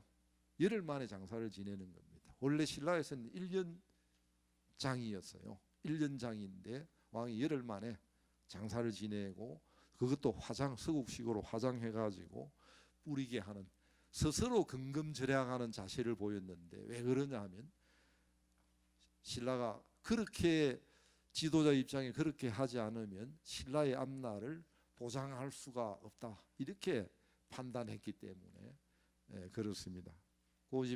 자꾸 시간을 독촉하는데 마지막으로 이념상의 통일 정책을 하는 게 역사 조작도 합니다. 하나는 일통사만이라고 그런 말을 내거는데 일통사만이라고 하는 말은 고구려 백제 신라를 가리키는데 원래 사만은 뭐죠? 마한진한 변환인데 일통사만의 논리를 내세워가지고 원래 우리가 하나다 한이다라고 하는 고구려는 한이 아닙니다. 예맥계통인데 그렇게 만들어 내어 놓아 가지고 역사를 이제 지배의 필요에 의해서 체제 유지의 필요에 의해서 만들고 다른 하나는 여기 보면 소금천시와 투후라고 하는 거 어디 가면 질문을 많이 받는데 소금천시는 황제 시대 중국의 신화전설상에 나오는 소금천시가 금을 신라 김씨와 같은 걸로 여기기 때문에 신라의 조상이다라고 하는 게 문무왕 비에 나오고 있고요. 그 다음에 투후라고 하는 어디 가면 질문을 많이 합니다. 이게 투후라고 하는 건 흉노족의 휴도 왕이 나중에 내분이 일어나 가지고 반란을 일으키지 않은데 반란에 동참 안 하니까 죽이는데 그 아들이 누구죠? 김일제라고 하는 인물입니다. 김일제는 김시성을 한나라 무제에게 투항해 가지고 무제가 노예로 데려왔는데 능력이 있어 가지고 발탁을 해 가지고 군공을 세워서 나중에 후로 봉해주는 겁니다. 투 땅에 후로 봉해주는데 그 이름이 거기 문무왕비에 나오니까 이건 흉노족이 신라에 있는 흉노족이다 이런 거를 책을 쓴 사람도 있고요.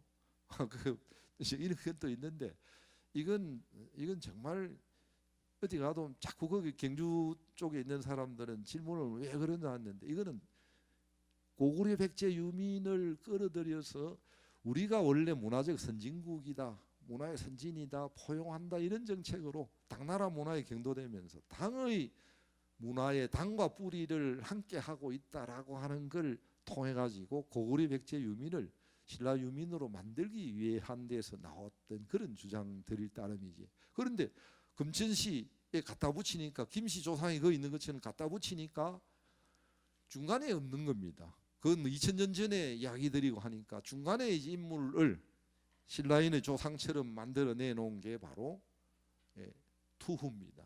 그런데 이거는 정착을 하지를 못해요. 그럼에도 불구하고 우리는 흉노의 후예다라고.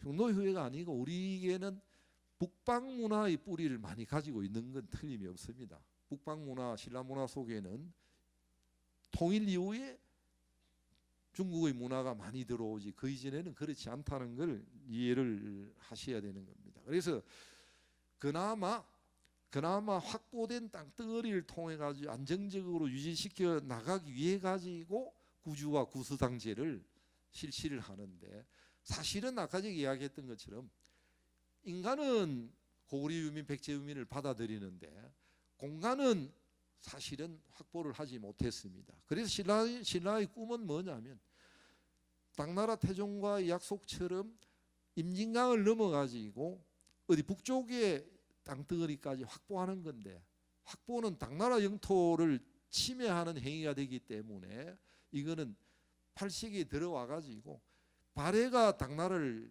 732년에 칩니다. 731년에 치니까 당나라에서 병력을 발해의 옆구리를 쳐라라고 해서 신라가 병력을 동원을 해가지고 발해를 공격합니다. 그 결말은 잘 나와 있지 않은데 이것이 이놈들이 내가 시키는 대로 잘 하는구나라고 해서 그러면 폐강 이남의 땅을 너가 가지라라고 해서 개척한 게 폐강진 개척이라고 하는 이야기입니다. 그래서 고구려 땅의 일부 당태종과 신라 김춘추와 약속에 의해서 폐강 이남의 백제 영토를 완전히 확보하는 것도 고구려 영토가 아니고 확보하는 것도 바로 8세기 중엽에 들어와서의 일이었습니다. 그래서 나중에 여기 남아있는 땅은 나중에 고려가 후삼국 통일하고 난 뒤에 서경 경영을 해가지고 북쪽으로 고구려 영토를 확보해서 올라가는 그런 정책을 취하게 되는 겁니다. 이런 과정을 통해 가지고 신라는 안정을 되찾고, 여기에 뿌리는 문무왕이 고심해서 노력했던 결과 정책 방향을 내걸고 해서 그것이 성공을 거두어 가지고 이 이후에 200여 년 동안이나 걸쳐 가지고 신라 왕조가 유지되어 나가게 된다, 이렇게 말씀을 드릴 수가 있겠습니다. 오늘 이걸 보다 구체적인 내용은 배포된 자료를 읽어보시고 오늘 이후에는 경주에 가시면 문무왕의 흔적을 좀 찾아가지고 다니면서 문무왕에 대한 생각을 좀 고쳐 먹도록 하는 그런 장이 되었으면 합니다. 고맙습니다.